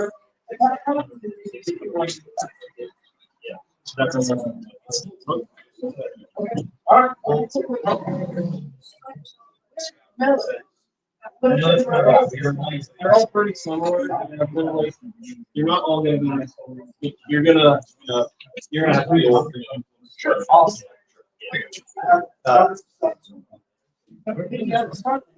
This one is 500 for the SX105B. It's a bit more expensive for the S5. Okay. What are we charging for the S5 long swords? we're out of S5. Are we? Okay. Yeah, we That's five longsword. No, we do have a smart ball. They're back in? Yeah, that's all the ones in the styrofoam. They're not out. Yeah, we got it out. We have crap ton of that slide. Oh, crap ton. How We have much? like 6 or 7. How much are they? 825. 825. Yeah, and this is 500 for the SX-105. Gotcha. Okay. The S5 is overkill, we think, for most people. It's meant for blade on blade. We think the HEMA people Mhm. would probably get more out of S5 than maybe the Japanese people. It's simply because HEMA does so much blade on blade. Love to get into that. You know what I'm saying? Yeah. I feel- S5 is so SX-105V is for really good smooth cutting. Back in college, my guys, I used to get swords. Especially to get those. I would say I'll get a few other things. So we If you're interested in something a little more into two-handed territory, that's the Hanwei bastard. They call it the bastard sword, even though that's like a proto two-hander. That is beautiful. Yeah. May I? Yeah. I'll just make sure you don't stab Oh, Scott. well, absolutely. The late comment I just got. It's actually Yeah. in the box. It's in the box. We haven't even opened it. We haven't even opened the box yet. So it's stuff. Hey, Scott. Yeah, it hasn't even opened yet. That's perfect. Can you Just a- help me figure out total with this? Because you have my phone. So it's 50, 25, 25. I haven't looked at that rack yet, but I will. Well, once you have time. Nice. Oh, God. I mean, I did. Hey, you. What's see in this the rap. It comes with really nice. Well, I mean, maybe like a nice thing for the type of. I mean, those are pretty. I do have Yamashiro. So, Bizen, let's talk about this sword. You're doing okay? Yeah, he's insanely busy. He's an HVAC right now. Okay. So, Randy got her straightened out. No, I gave up on that a long time ago. I just accepted like it is what it is. So I mean, it's been about 4 years since I've spoken to her. Oh, okay. So that's still how that's going. And like, I don't ever see it going positively. Try and speak Yeah, again. totally understand that. Yeah. It is what it is. I'm too busy trying to like actually get a career. I don't have time to deal with it. Yeah. Fair enough. Yeah. Everything else is going pretty decent, I think. Like nothing too crazy. But I just need more money than what's currently offering. That programming boot camp. I graduated as long as started like falling. No. Yeah, so I wish I did something else. Figure that out. I mean, there's still probably opportunities out there. So. They definitely exist. I think the issue for me is like 30% of it got worked off the bat. Plus years. Yeah. It's like trying to like get a startup and be a developer is so it feels so risky. And when they're like, oh wait, do we speak with you guy or Yeah. yeah, so I'm trying to figure it out, but staying busy, maybe a little too busy. We're going to shut down TikTok now, but thank you all for joining in. Yeah, I know, right? Scott, you want to shut down? It's right here. Yeah, I would. For a long You check it out. I've been meaning to come by. I want to like I always try to come in around my start date anniversary. I just say it so I don't come in. I appreciate that. Yeah. No, what's this? You remember Will? Red hair. Carlson. Will Carlson. Yeah. I remember one time he came in really sick, and I just like I immediately got sick. Like, I was like, that's starving. He's a decent guy, but it's like, Yeah. I can't like. I'm not going to say if you're sick, say it. Oh, absolutely. It's just I feel like basic courtesy. I don't even know. I don't. I'm sick. Yes. You see South Face. There's no. Yeah. No, I will try to be back in. You're always welcome. Well, we have this. I was like going here. Pick it up again. Yeah. Long sword. Very hefty. You can take it to the other room. Well, Yeah, I'm not sure how much I trust that pommel construction, to be honest. I'm sure it's fine. I just haven't covered it with anyone. I'm more about the length of the coat. You know what I mean? Like I think the smallest I want to go is And Adam does that. Okay, I ran into him by chance as he works out. There's a art gallery nearby. I was just with some friends and I really just walked in. Greeted me just. Oh, he told me actually. Yeah. No, it was really fun. what was the balance? I'd love to see him again. Still, I was telling him about Revolution. I still have the membership there. I've barely been there too. I think they weren't keeping my girls. Yeah, so take a look at it. See what jumps out to you. Yeah, well, thank you. Really appreciate it. Yeah, no problem, man. We got a big party at restaurant. So think things away. Oh. This sword makes it. Bastard sword. Price instead.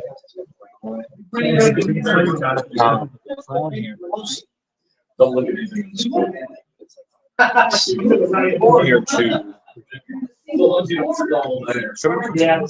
So the that big one there, the wrapped handle, just beneath those short swords.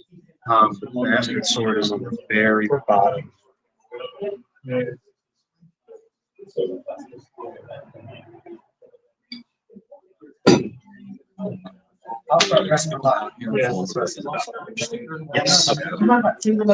Oh, you're just like, And, you know, Yeah, and I'll- some of the important ones, a little bit like, and I'll be quick about it.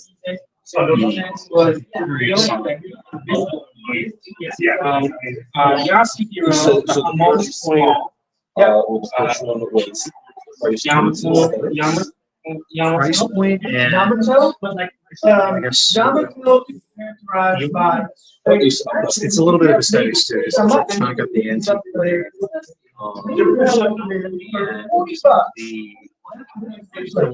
There's something In terms of like it's that's better. That book more will describe in detail all of But as far as the second. Yes. If you look at second one says price point and finish telling you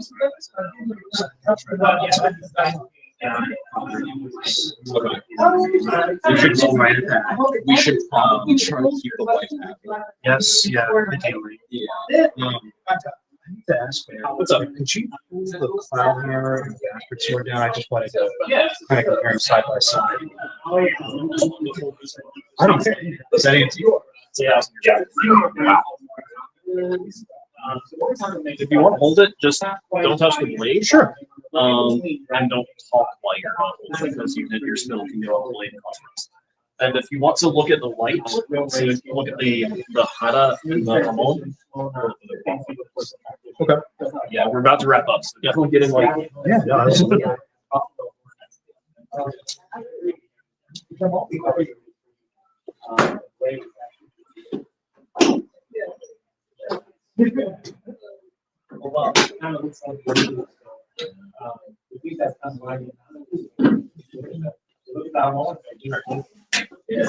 So this is the one I'm leaning towards. Okay.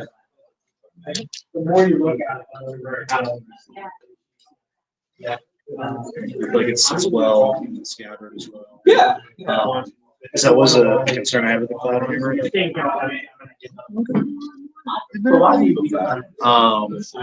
But the scabbard kind of, it's got. Yeah. Not isn't great for the scabbards on the cloud hammers, but the blades are much better. Also, there are tests. You might already have some. Longer handle. If it's not better than They're similar size, but longer handle, shorter blade. But You said you're standing down. What was it that you had? Lowlander, which is like this alt. Right. But, yeah, I've been working on it for a while, just saying Sandy, but I've been trying to see. I don't like it personally. I think it's also like. That makes sense. That's a good issue. But with stuff like this, What do you think, Josh? I'm the type of person that kind of thinks you should go for things like feel. I guess if you're going to be putting, it's less of you're not really just going to wrestle. Absolutely, yeah. You should kind of. I feel like you should resonate with it. Well, that's the problem. I resonate with your content, right? Yeah, that's the problem though, is I resonate. For sale. I'm kind of leaning towards that. How much you got? It is a cool piece. What if I like something else? I'm kind of in something that you have to be. I'm in the space right now where I set up for one floor. I think in the hand too, that's what feels more defined. Yeah. Yes.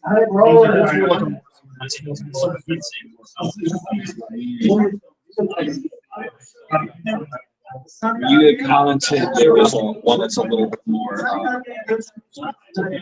one is a little more observable, I guess. So, yeah, that was made that's a qualified. It's a Japanese conceal. It has excellent edge rotation. The one that's made of, we have the same model made of F5 shock steel, which takes like 180 something. But it's like 850. Yeah, I love it. That one's 500. Just kind of the cabin. But also because it's a kind sword, arrived from Japan, you're not going to be like, actually, cinder blocks and stuff. Maybe you are. Yeah. But that's not what it's for. Which is why it's so. I was never get to training. Apparently the shrine has Most of us get so when you're and right now, so I still want to but Hell yeah. It's really more personal. I like this one. I mean, this is still. It's bad. This is venturing like 2 years. This is more what I. Yeah. we kind of want a big sword, so So if you want to, that's kind of what we we're trying to figure out. I like to I still don't know how to use that,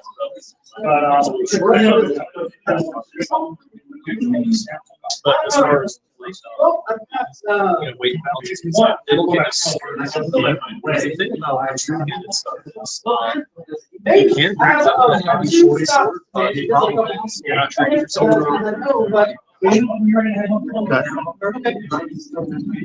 Sir, could you leave your coffee on front, please? Oh, I'm sorry, man. Yeah.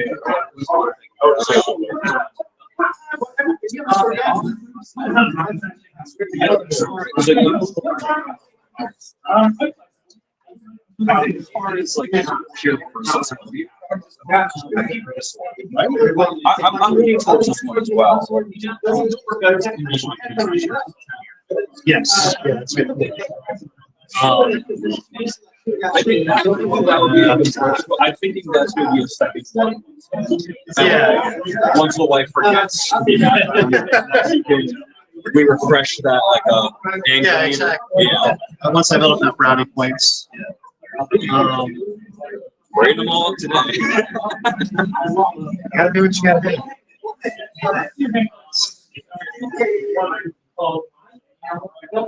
That's cool. Absolutely. I'll be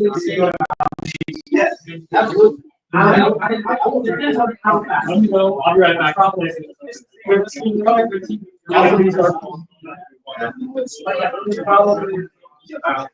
Bastard. It's a bastard. If you want it, you get it. Sure, sounds good. All right. Very good. Why don't you cash your card? Cash. So it's 325. All right. I am still on the fence about the Tinker. Tinker. Sorry, do you mind if I? It's just a big purchase, so you know, I kind of wanted to take a look at them both. Oh, I mean, this is a big purchase. Imagine what these cost.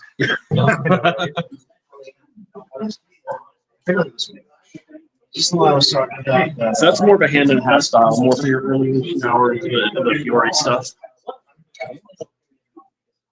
Oh, you're gonna watch them? So that, in my view, is an actual bastard sword. That one, not so much. Yeah. That's a long sword. Well, and that's more so what I'm going for. Like, Uh-huh. and it's a pain trying to find them online. It's kind of because that's like everyone, misconstrues. It's like I do Claymore. You know what I Well, mean? that's the thing. Well, that's also a lot of companies still use it as a marketing term because what most people understand a claymore to be is the two-handed, when in actuality it's not. Right. Where did that come from? Do you know? Victorians. Okay. They ruined everything for us. Basically, at the time when the term claymore was used, they were differentiating the claymore, the basket-hilted broad sword against the small sword, which was the gentlemanly dueling sword. Gotcha. So you had small swords and you had broadswords, and broadswords could also mean very light sabers, right? And Yeah. claymore is literally Gallic for great sword or big sword. Gotcha. Right? And so when the Victorians started, ruining everything for us, they started calling these claymores because they're Scottish and they're big, great swords, right? Yeah. Makes sense. What do you think, Josh? Between bastard sword and tinker? That one. Yeah. I agree. Yeah. As far as what you're looking for, Yeah, I definitely. All right. You sold me. sounds good. All right, I think so, that's the first. The other one we have was the second. I think that one's probably the third. so 325 even cash. All right. Do we have a change, Scott? For what? Let's see. We've got. Never mind. So that is. What'd you buy? 330 Bastard. That thing is awesome. I know. Yeah, I love the antique element behind it. So I'll be honest, the antiques blade is but the weight of it, it feels right. Something about it. I don't know. You have a 5, Scott? So this is 330. John, Use. We went to get lunch. Were you owe you $5? I got you. Because I only have 20s. What the hell's in my pocket? Freaking Slim Jim. And here's a weird one for y'all. A weird one for y'all too. I've got like an old Hanzo. Do you all do like setting of blades or anything like that? Oh, you mean like talk to Ryan. He can make handles for. Well, so like I've got the handle already. It's like I think it was pre-Meiji Showa. Showa is like 1970s, I believe. Okay, so I guess it would be Meiji then. Meiji is like the 1800s. Yeah, it's Meiji. That I got from a Japanese antique store. And it's neat, but it's just kind of collecting dust. There's nothing I can really do with it. Sure. Except, you know what I mean? So I wasn't sure if y'all had like any blades or... Oh, you just have the handle, not the blade? Interesting. No, that's. Yeah, I don't know. Next time I'm downtown, I might bring it by. And Yeah. see if we can figure something out. Yeah, sounds good, man. Thank you. Appreciate it. Yeah. Yeah. Thanks for coming in. Yeah. No, thank you. hey, thanks for your business, Jordan. Yeah. Anytime. Everybody Man. knows I'm here, buddy. Absolutely. I always do. In fact, like I was telling people what I was, going to do this weekend. I was like, "Yeah, did you know Richmond has a sword store?" And they're like, "I'm freaking Yeah. right." The only one by Y'all take it easy, though. Thank you. Have a good one. Tell Yeah. John I said bye. Yeah, that's how we know to get you. Okay, great. Awesome. How's it going, guys? Okay, we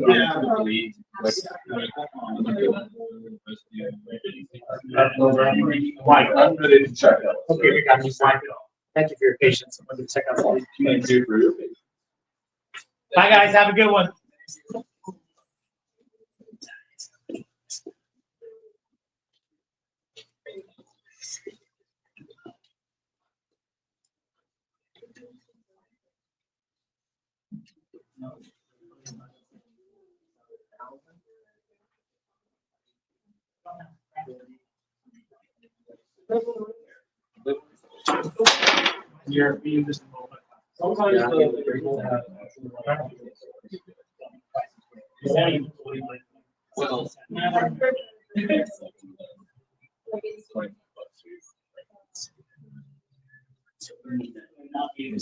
Yeah, I have a lot of students that are part of it, so.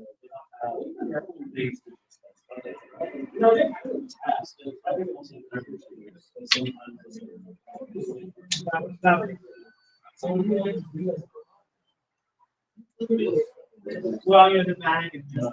You don't worry about it.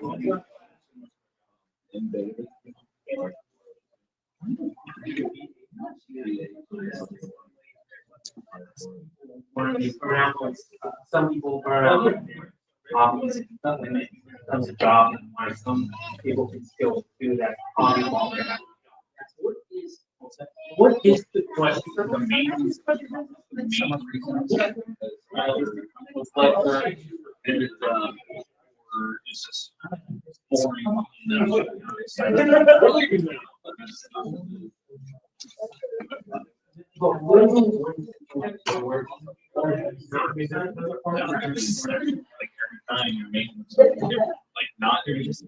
everybody's different time.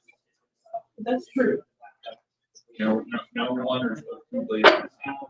So like the Smith who makes it never makes the same effects. And that's why I told you where that's still living. Is that really gonna be around? But I really, when I did so networking, when someone came by,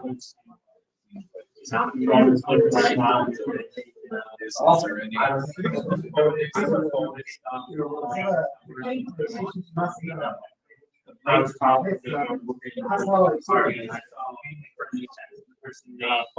there. So the power. He's such a good user. He's more charcoal. The sign, products. It was a little something. Rope was just fine. So not you. A lot of he made it himself. Okay.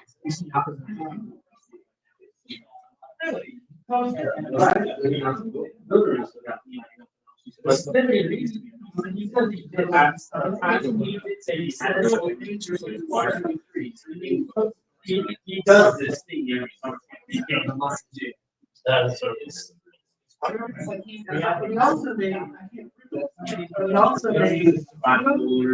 honestly, I wonder if you buy your food, pretty much how it is. Yeah. So Well, but if you're looking, we'll do it.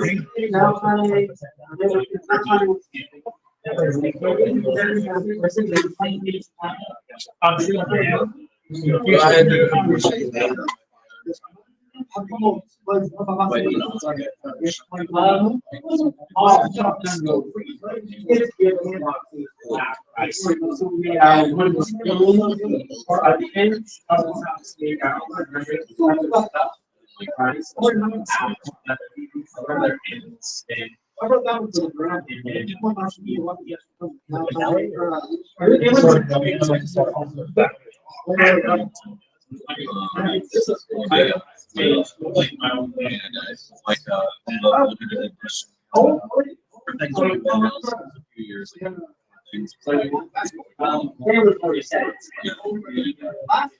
We had some. It's not.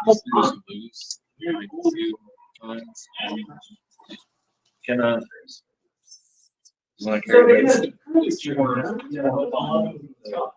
right. Yeah. Yeah. So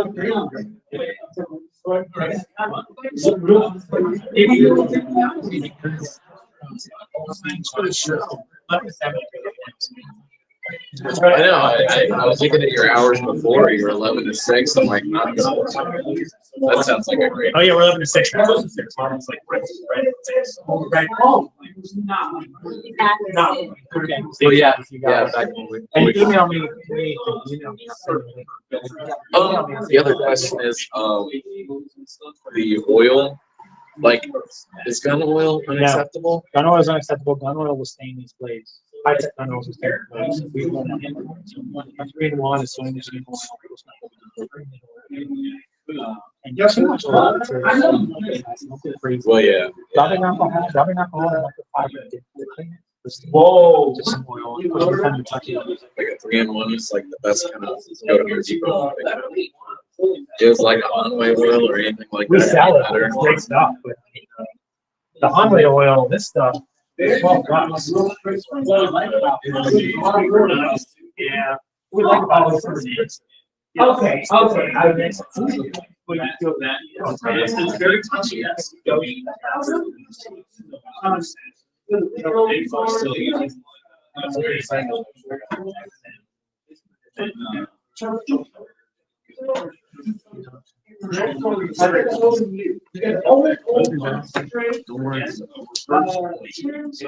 Oh, Hey, Travis. We'll see you next time. Can we sneak out the You back? sure can, you sure can. Just plug the door behind.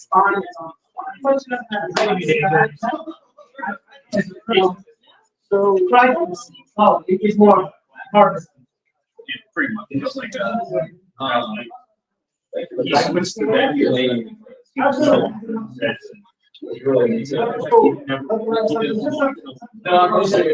I still bring them.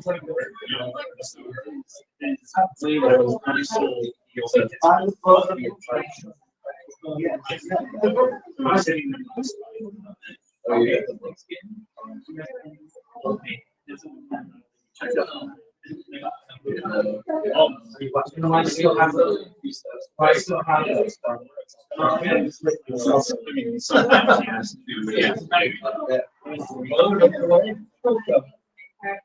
Just carry it. Anyway, you guys enjoy the rest of the day.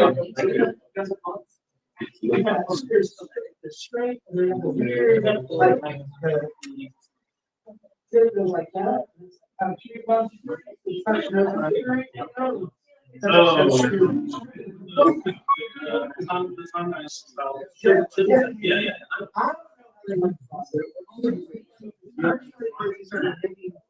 Oh, yeah. Hey, Mark. And they had started, how they got the back went to such a deep curve. Something happened. It's like gold. But I think the rest, like, oh, something. China, you don't want to be. All of a sudden, oh. You don't want to be a picture. There's a reason. You don't want to be a picture. Somebody asked me.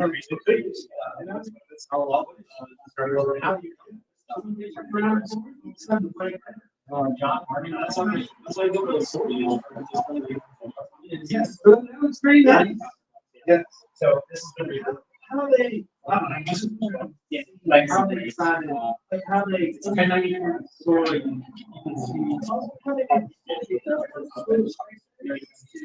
Well, but That's a nice it's choice. sort of.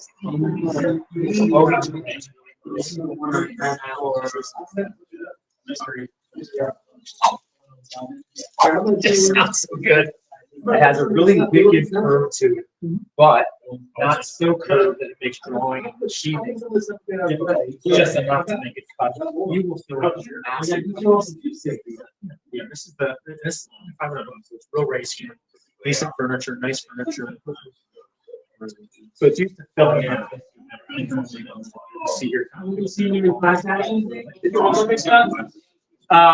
Just looking for a sword that had a blue handle with a white scabbard, C wave or wave something. Yeah.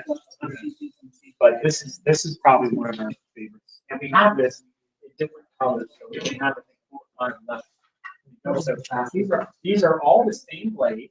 This is just different furniture. So this one has a little different scabbard. And again, same exact blade, just different furniture. And really, really tight. Real racing. This is synthetic. So we have this model. Again, same blade. Just deeper. Oh, yeah. Yeah, but then I got one right. Yeah. We've got this. One of the machines. Yeah.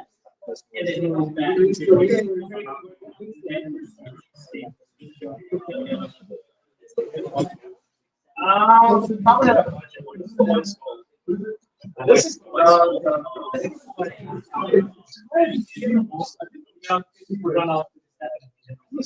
I'm gonna put this. Yeah, so we don't care.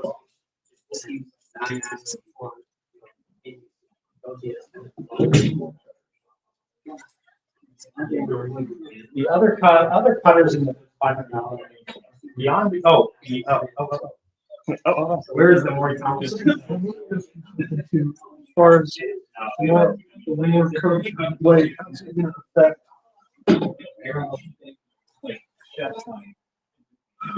Your a lot of your Not much. We're gonna go train sorters. I check mine. Yeah. I have no issue on Yeah, like some people are like kind of antsy about the way they use their multiple with an extra curved sword. Just the way you have to do it is you tilt the sheath a little bit further to complete that circle. And you'll feel that with more curve, the weight is distributed different, right? So like it's straighter, so very point is where that engine wants to go. But with the curve, it wants to kind of fall basically. So there's a little bit of self-correcting that can happen in mid-swing when you go over that curve. well, you're found most some of the if you say if you just what you're going to do is you're going to when you're doing it you're going to start through. So what you do down here affects so much more like trying to do this. Oh yeah. It's like that when you're actually it's not you don't feel like this is what you're Yeah, but actually we can feel that it actually rolls to the side when you rotate.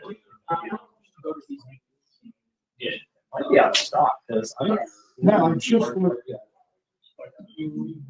sometimes the stock is kind of wonky. I don't know if you Oh, here. Yeah. Oh, that. Yeah. This one, if we all listen to the second best one, John. I don't know which one's better, this one or this one. It's so close. It's from Moritaka. It's 475. That one's about 30. This is L6. It's L6 towards you. This thing. Soft target cutters. Soft target. Yeah, I wouldn't do hard targets. This 1095, you're going to be on a different. You're going to cut bamboo and mats and water bottles. This is only soft target. Not cut brittle. Yeah, and that's made by Howard Clark, the American pioneer. Who pioneered L6 bainite, the lower bainite. This is upper bainite, which is not as strong. It's got the marksite edge. But yeah, we definitely agree. Where is the Moritaka legend? The standard.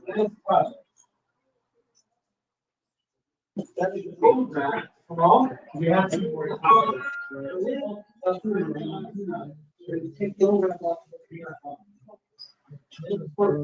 Oh, at the Blue Wave Nagamaki. Yeah, that's this one.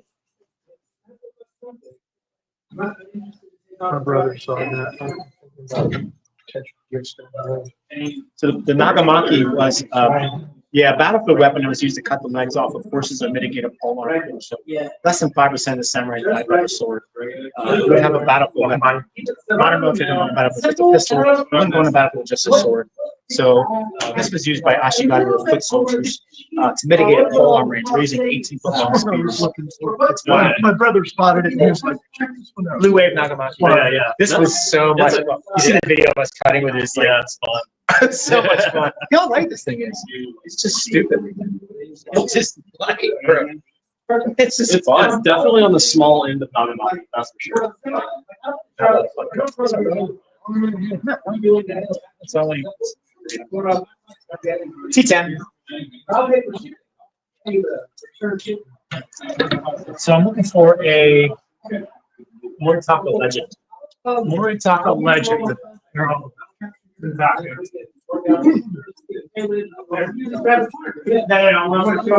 We have one out. We have one out. How are you remounting swords and pushing them? How to push them? It's modular. Meaning to be, rebuilt. These are our top 3 favorite cutters in the shop. And this is a hitter. These are, so either way, John, I think likes this one better. This is the Legend XL. Which one do you prefer? Well, this part, yeah, the Legend. See, this one's good for soft targets only. This is the best soft target cutter we've ever used since Italian. But this is the only one we have. This is the one we used. This is our used one. We are getting more actually about the end of the year. They've already shipped it by sea freight. But in terms of just overall hard and soft target, it's one of the easier. This one, I like this one better because this has kind of that classic shape. But you see the curvature starts right there. It's probably closest to the shoulder. You draw it. You can see that if you held them side by side, you can held them behind them, you can see the tip ends about in the same spot. So it basically any kind of curvature converts a key into a slide. And so Hoshitori, if you think about your writing on a horse, you're just getting a different curvature. It's just a different geometry. I don't think it really affects it that much. I felt they cut about the same to me, and I like the look. Well, this one keeps coming in later.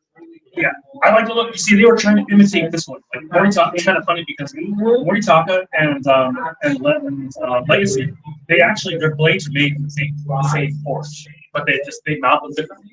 And so I told Moritaka I wanted, the Legend, or rather the Reaper, and he said okay, but then it ended up looking like that. But it's, yeah, I like the look of it so much. I really like the look of that blade because I kind of like that period, the Conqueror period. So that's kind of like that really draws to me. It's still the same to me. Yeah. Some people will say we have like a friend of ours who does the item, and he says the deep curve really throws him off. But he's also he's also very anal about. That's primarily what we're kneeling and that. Well, that first drop, that thing that Yamato. His thing is he doesn't like how it sheathes because when you come back, it'll catch. It's a deep curve. But that's because he wasn't used to it. I think after you use it for a while, it's the same thing. This has more of a standard style. Yeah, this one, the curvature of this one is pretty much the same as a regular puppet. The problem, the thing is that because the curvature is mostly right at the handle, you don't necessarily feel. Yeah, you don't feel that big curvy doing the Reaper. Yeah. It's just like an Uchikata, actually. Yeah. I mean, that's one of the things that they started changing the guns on the sword because they're going more to fast infantry. And so they want to be able to draw their sword faster. Like these swords are a little harder to draw faster. It probably is an issue, but at the beginning, it should be a little slower because it hasn't occurred. What should you use it?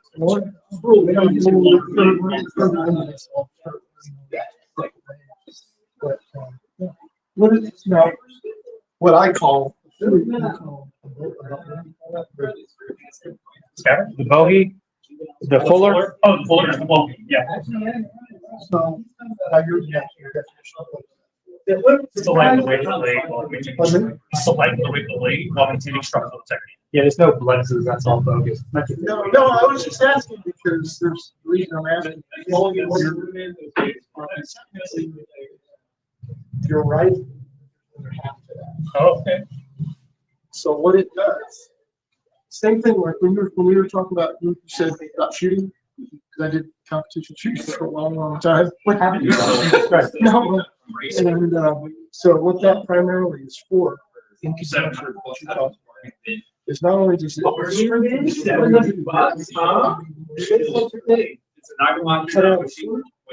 with the barrel. Barrels don't barrel width shoot. Okay, you cut what it is it creates more surface. Okay, it gives you so strength away primarily from this position. Okay, if you didn't have a flute,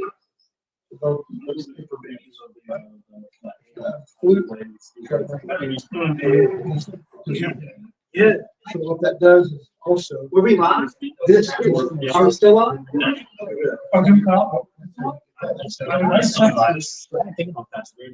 Oh yeah, we're still live. Is anyone actually on right now? Let's see. There is a comment, but There are some people. we got like 19 people on. I think we can shut it down. Hey everyone, we're going to shut down now. Thank you all for joining in. Sorry about that. We left it going, but we are done. But thank you all for joining in and watching. That makes sense. Awesome. Thanks for joining, everyone. Have a good rest of your day. see if I can figure out how to. Let's see.